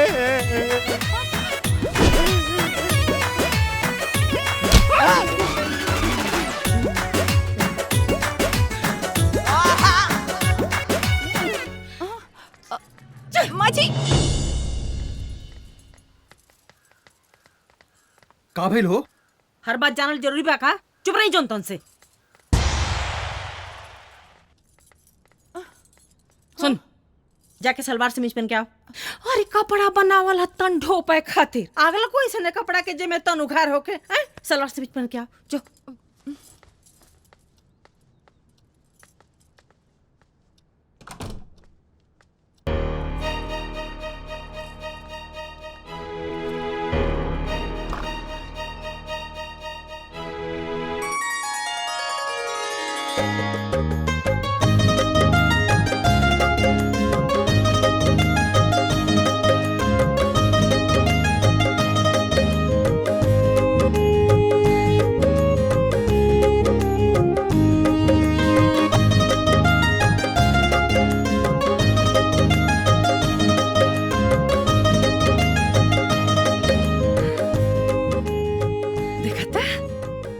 पूरा दे तो पागल।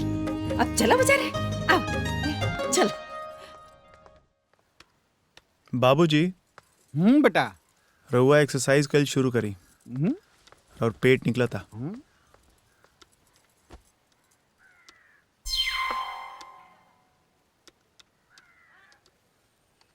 ए हटी, दे भक भक बसाता राम जी। हे भगवान, काहे निखी रगड़ रगड़ के मैं छड़ के नहीं तीजी। ए बेटा, यहाँ कहीं पोखरा तालाब बा का? पोखरा काय खातिर माई? बस साथ आ रहा।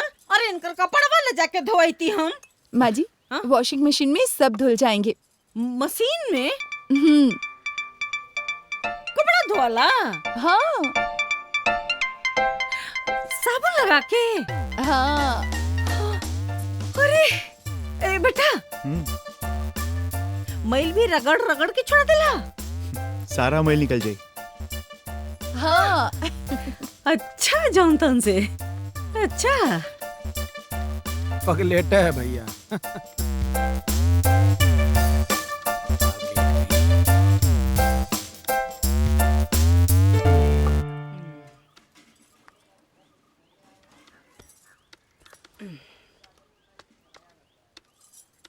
सुनी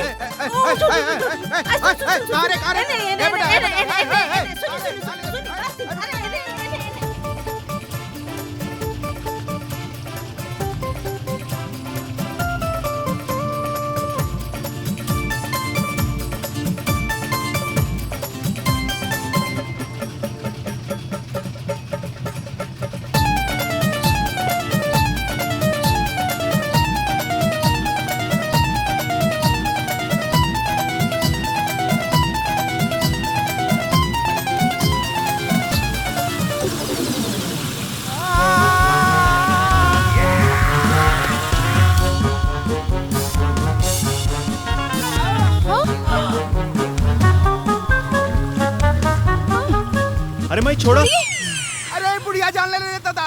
अरे हाफ माइंड हो गल दिया पूरा। ये बेटा तू ही निकाले रहे कि मशीन रगड़ रगड़ के धो देले माई। अरे माई तो मैल आदमी के थोड़े कपड़ा के नु छोड़ावेला। तू मतलब अरे बेटा ठीक बानी? हाँ हाँ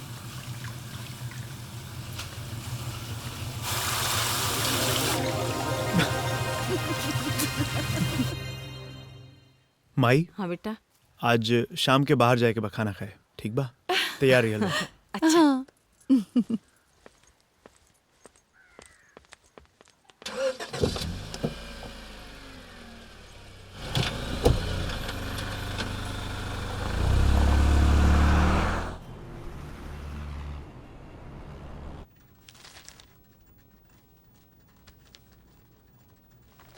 गोपाल जी।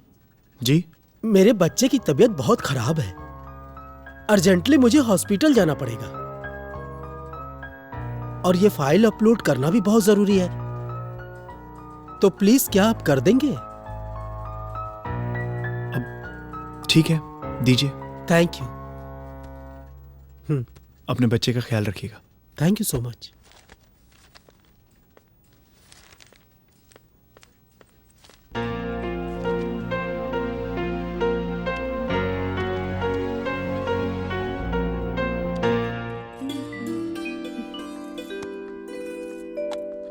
क्या लगावा था दुल्हन? माँ जी ये क्रीम है, चेहरे पर लगाने से चेहरा चमकता है। आप भी लगाइए ना, बाबूजी को बहुत अच्छा लगेगा। जब जवानी में ना लगोली तो बढ़ोती में क्या लगाई जोन तुमसे? कब चल के भाई ये बतावा? देखिए ना अभी तक फोन ही नहीं आया। और तो तुम कोला? अरे जवन तवन से।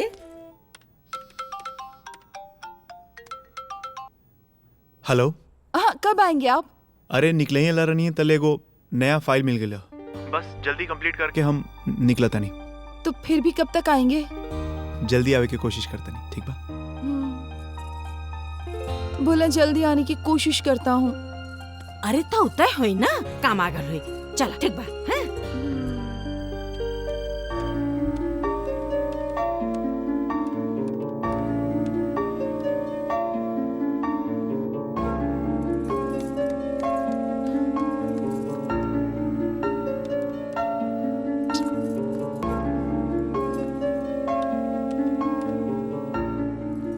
काबल दुल्हन फोन आया लोकर?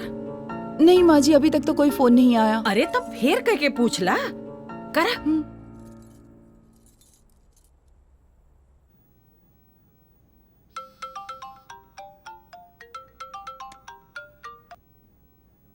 हेलो। निकले के नहीं? अभी तक तो ऑफिस में बानी। कब तक आएंगे?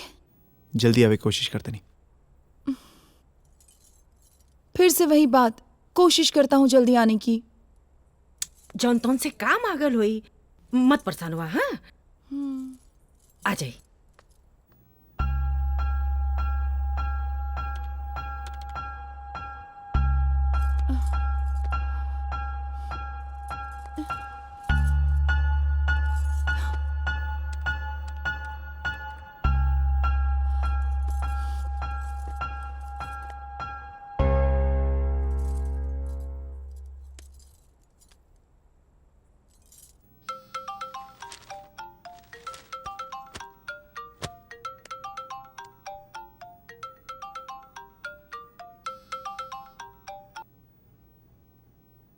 हेलो।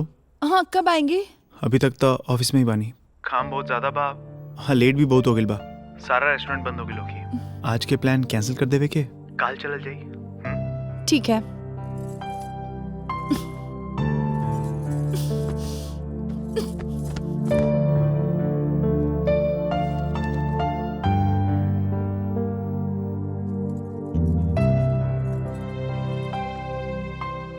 का भइल दुल्हन, कैसन मरुआ गइलो? प्लान कैंसिल माँ जी।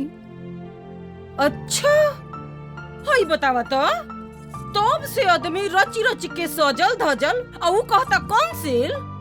यही सब तो अच्छा नहीं लगता है माँ जी। अरे एकदम अपने बाप लेखा भइल जाता जौन तौन से। आज ओकरा से बोली मत, एकदम मत बोली। ठीक है माँ जी। गधा कहेगा। आने दीजिए उनको।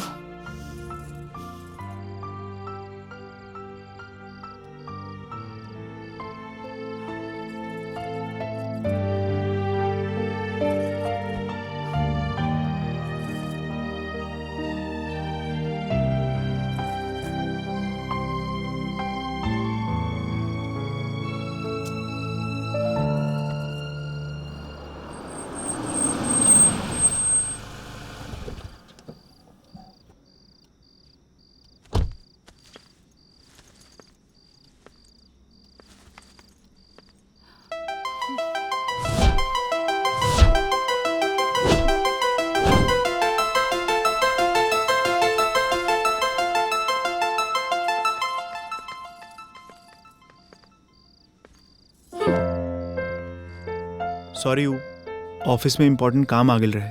हाँ जाइए काम कीजिए। अरे बात तो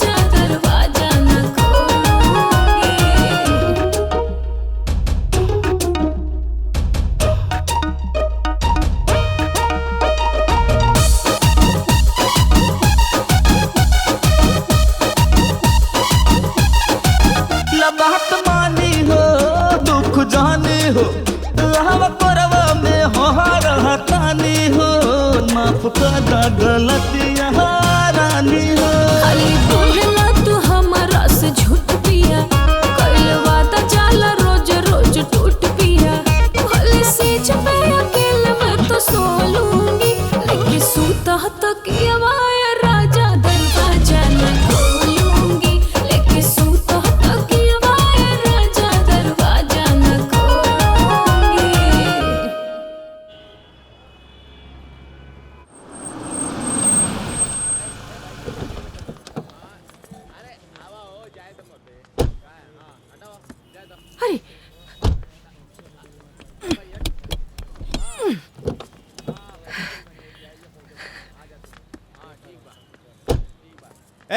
रुका रुका, कहाँ जाता रू? हे, हैं? माँ है मेरी, आओ माई, चलो। अच्छा अच्छा जाई। कैसन लोग भाई, लड़का पढ़ल लिखल और माँ इतना बौक, कम से कम इतना तो सोचे के चाहिए कि जाई कि ना जाई।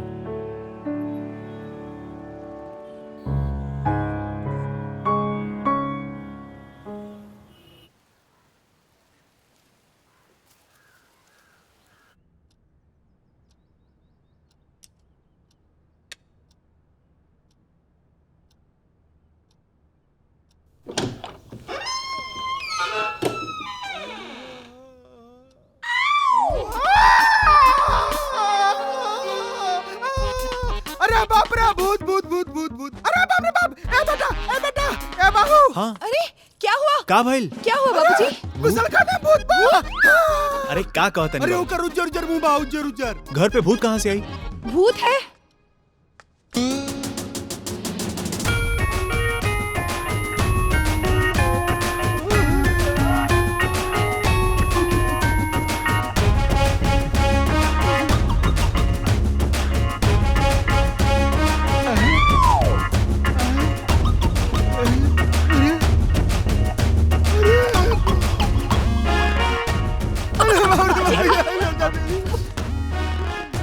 बाबूजी, माई है। माँ जी आप? सोचने के हम हूँ चमकाने जानते हैं, लोग बहुत ना समझे। माई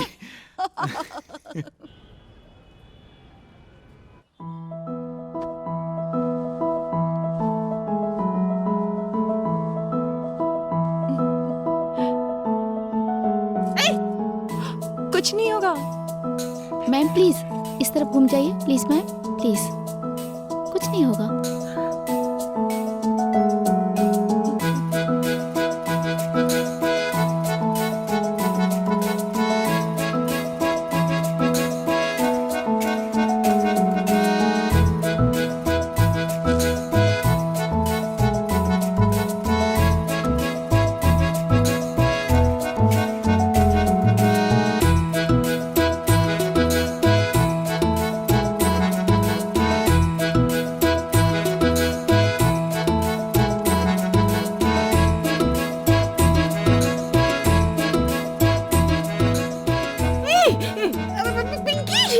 माँ जी आराम से, कुछ नहीं होगा।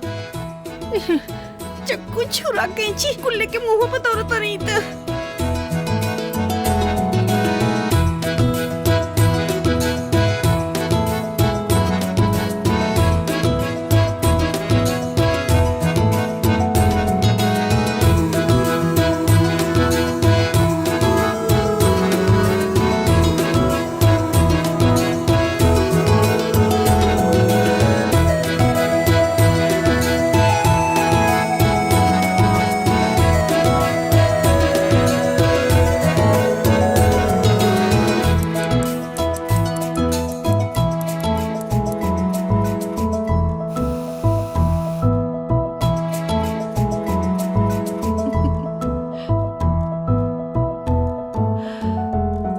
वाह सासू जी, नंबर 1।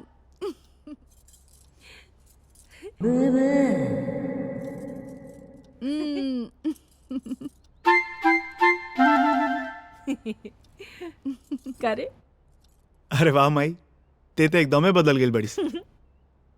आखिर सास किसकी है? कहा न कि अब बच्चा जिंदगी भर तक गाँव में रहली जौन तौन से, हमरा के कुल के बारे में का पता जौन तौन से। जैसन समाज रहे वैसन रहे की चाहिए कि ना चाहिए कि। देख ले करे जा पर सांप लौटे लगल इनके। आय एकदम बेशरम हो गल बड़ा का हो बेटा, बाप तो क्या गई कुल का करता रहा हैं? यही से तो सजले छोड़ देली।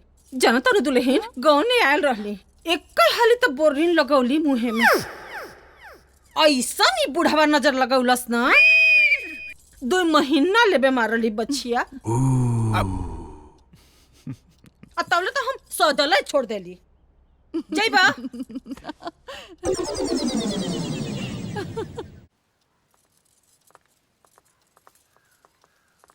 आवाज चला? हाँ।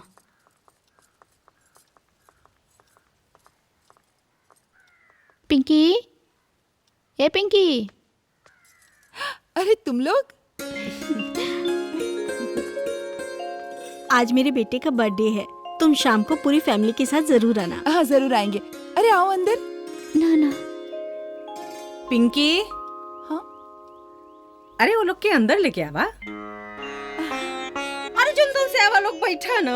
आओ आओ चलो बैठा। आओ बैठ जा। माँ जी मैं चाय बनाकर लाती हूँ। अरे ये जुंदन से तो हर सहेली तू बैठ के बात करा, हम चाय बनावता नहीं। जा।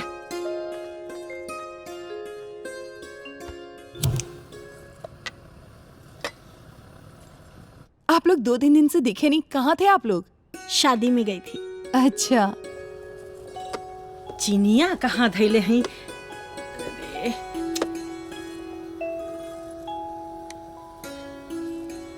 पिंकी यार, तुम तो बहुत लकी हो। क्यों? तुम्हारी सास कितनी बदल गई हैं, एकदम सीधी हो गई हैं। अरे नहीं नहीं, वो तो जलेबी की तरह टेढ़ी थी, लेकिन मैंने उन्हें सुधार दिया।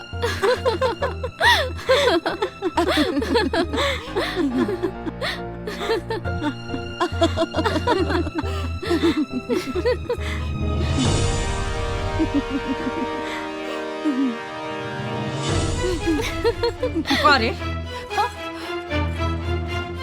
ते हमरा के सुधार देली?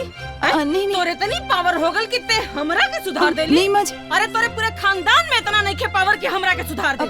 और तू लोगन हो यहाँ कुछ राई बतियावे आयल हो? हमार सास तो हर सास निकला लोगन जोन तो से नहीं को कपारे पर वो छोड़म ना तो लोगन के भगा यहाँ से जा।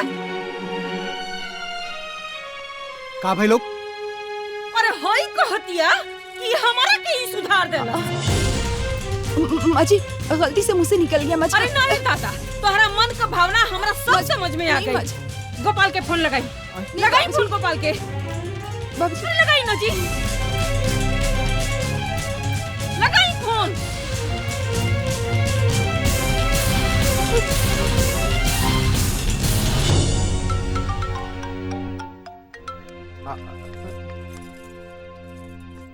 हेलो गोपाल। हाँ भाई।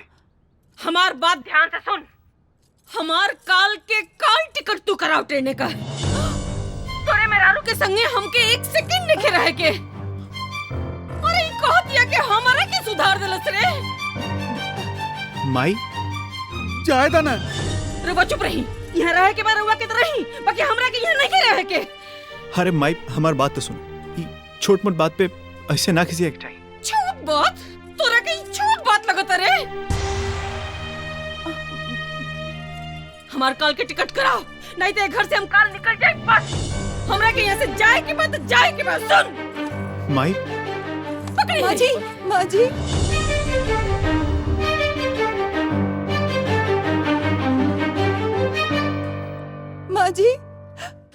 माँ जी माफ कर दीजिए, मुझे माफ कर दीजिए माँ जी।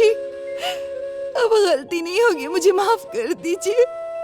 है माई, जाए दे, माफ कर देंगे। चुप, एकदम चुप। ओकर पक्ष तो लिए मत, नहीं तो हमरा से बुरा क्यों ना हुई। अरे ये हमरा के सुधारी, ये हमार सास बनतिया। ए जन्म में ये हमार सास बनी, कह दिया कि हम सुधार देनी। ये हमरा के सुधारी रे, एकरा के लाज शर्म नहीं आवत।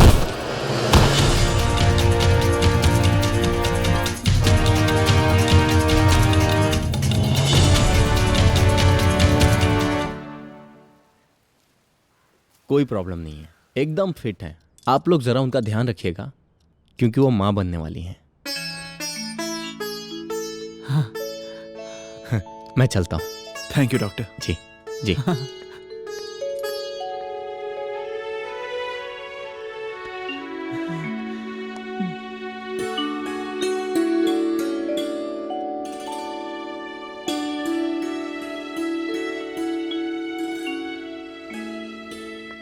माई माफ करते हूँ, रखे ऐसन वक्त पे तो हम के छोड़ के मत जाओ। हाँ, नया नया बियाह भइल बा, कितना ज्ञान है बा ओकरा के। जिद छोड़ा, सामान रखा और भीतर चला।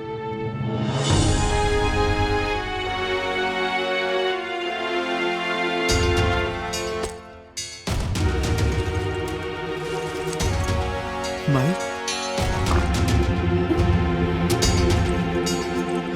माँ जी,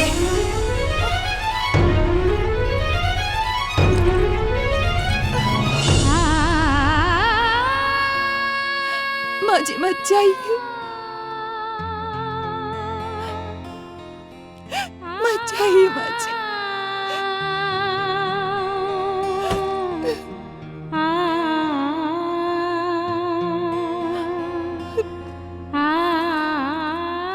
सुन,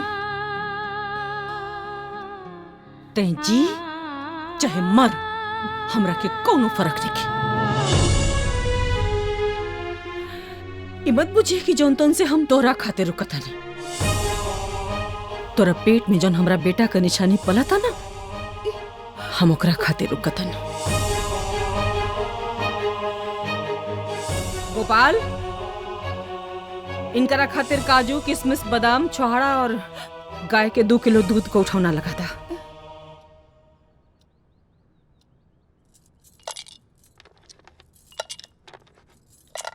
काजू काजू आए, काजू काजू। अरे डाला तानी, कूल डाला तानी, काहे पगला जाता नहीं। लेकिन एक बात सुन ली कान खोल के, हम कुल जौन करतानी ना, अपना खानदान के चिराग खातिर करतानी। वही के इंतजार में जौन कुछ भी करवा ले रहे सबे। बाकी ओकरा बात तो इनके बाहर के फेंकब।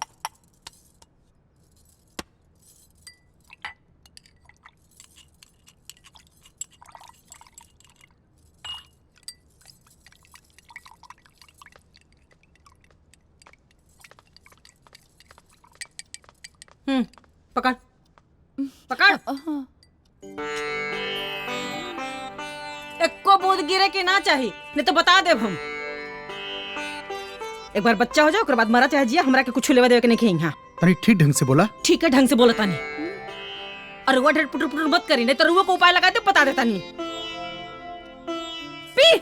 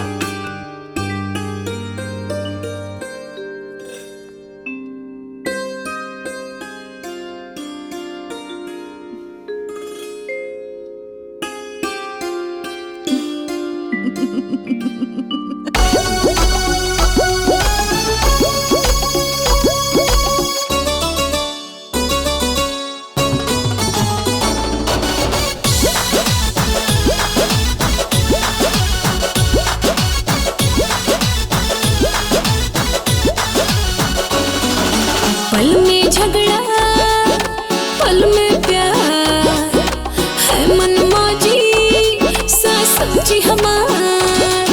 हाँ, पल में झगड़ा, पल में प्यार है मनमौजी सासू जी हमार। मैं तो थी जी शरबत, लेकिन आपने समझा पानी सासू जी तूने मेरी। सासू जी तूने मेरी कदर न जानी, सासू जी तूने मेरी कदर न जानी।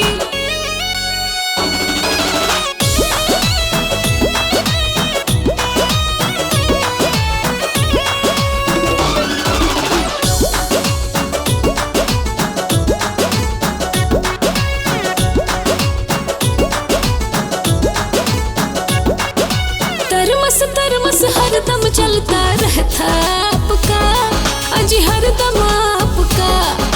जब देखो डांट का फौरन चलता रहता आपका, अजी हरदम आपका। ईगो का बैलून जो भड़का, गुस्से में भी प्यार का तड़का, कभी न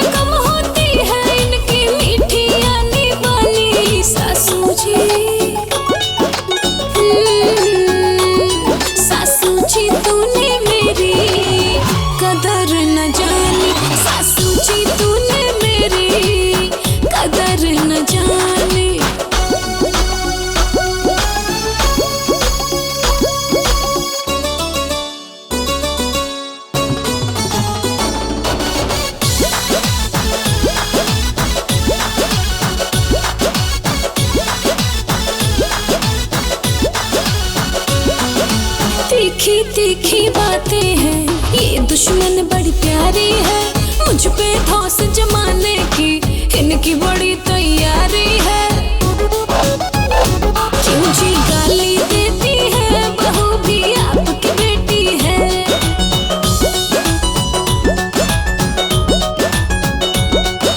बहू को भी बेटी समझो ना होगी कोई हाली। सासू जी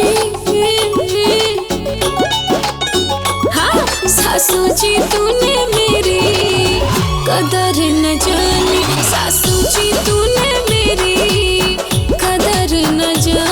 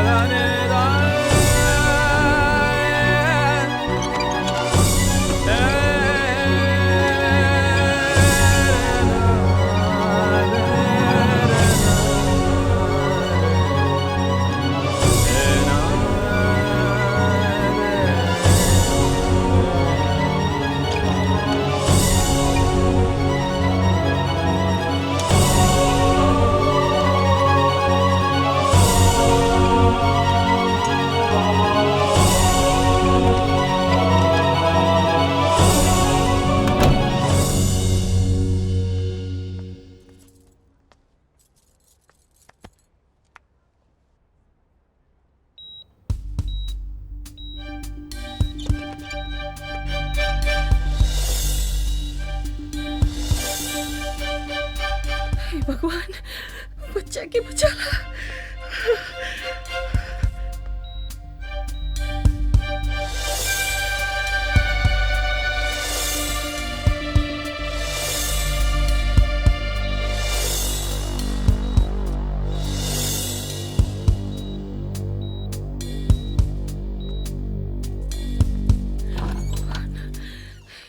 एक्सक्यूज मी, ठीक हो जाए, सब अच्छा है। पेशेंट की हालत क्रिटिकल है, मैं दोनों में से किसी एक को ही बचा सकता हूँ।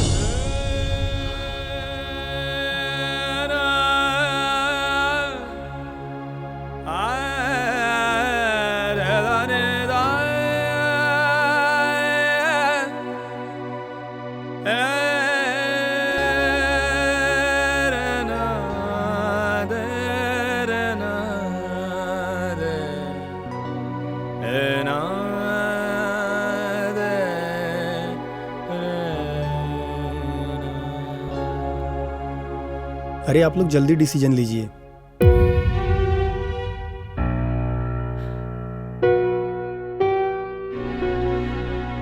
डॉक्टर साहब,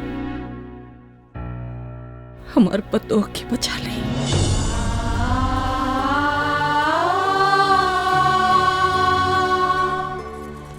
हमारा पतोह की बचा ली, ओकरा की बचा ली, ओकरा की बचा ली। डॉक्टर साहब हाथ जोड़ती, बचा ली, जाइए। ठीक है।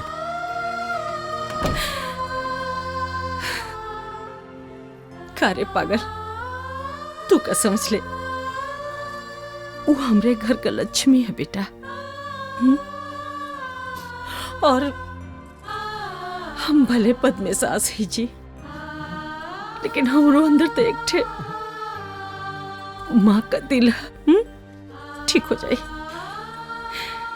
ठीक हो जाए बेटा, एकदम परेशान मत होगा।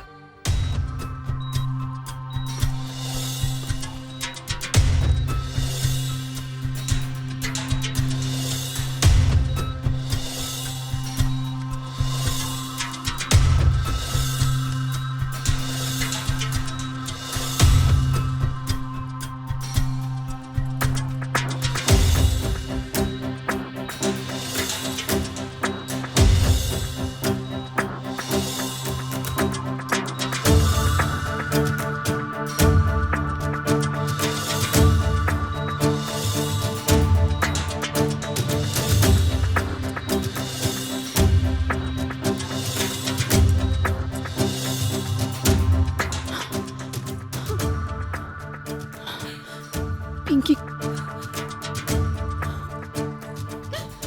सब ठीक है, चिंता मत करी। बिटिया ठीक बा, ऑपरेशन चलता, परेशान मत हुई, सब ठीक हो जाएगा।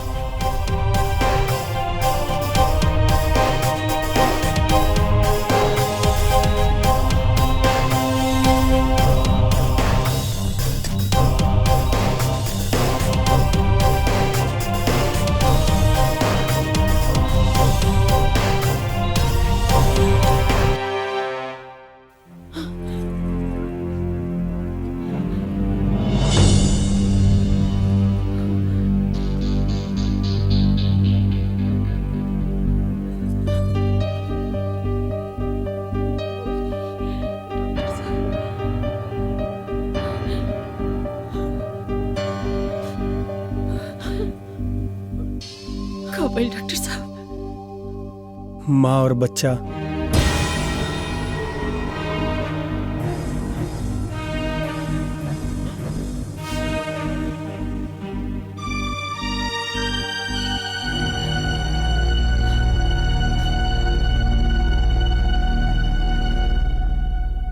दोनों सलामत हैं।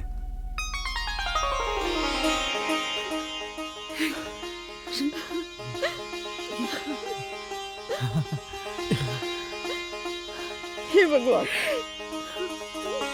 बहुत बहुत बहुत धन्यवाद डॉक्टर साहब। अब आप लोग मिल सकते हैं, जाइए। चल चल चल, वाह।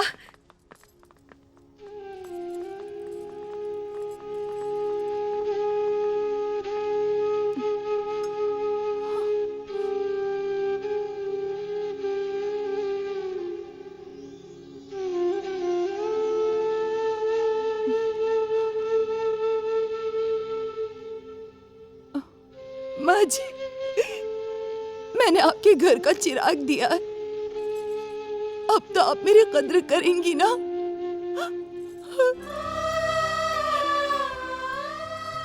कदर ना है बिटिया, तू तो पूजा करे लग बाड़ू।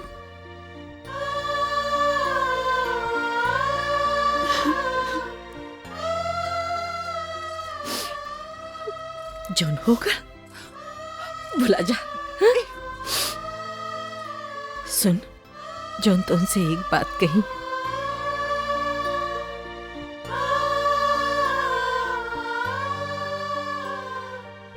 तो सही में अपने सास के सुधारते ले।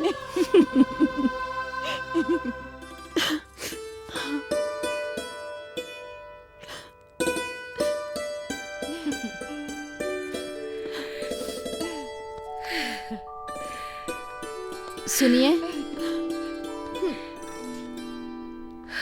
दादी जी, हम ओ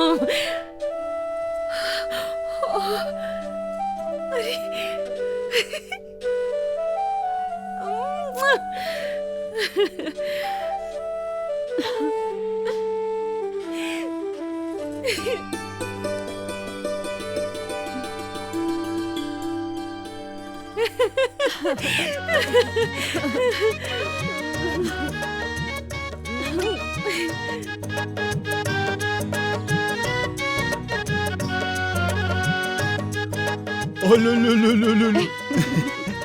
अच्छा एगो बात बतावा, ये चिकुआ हिंदी बोली की भोजपुरी? ई त पूरा भोजपुरी बोली जी।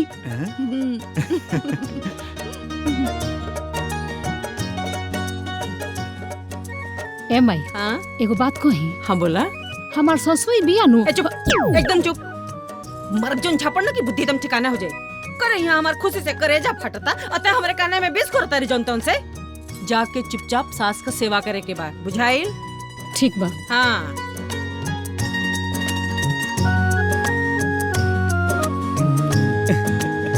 Ha ha ha.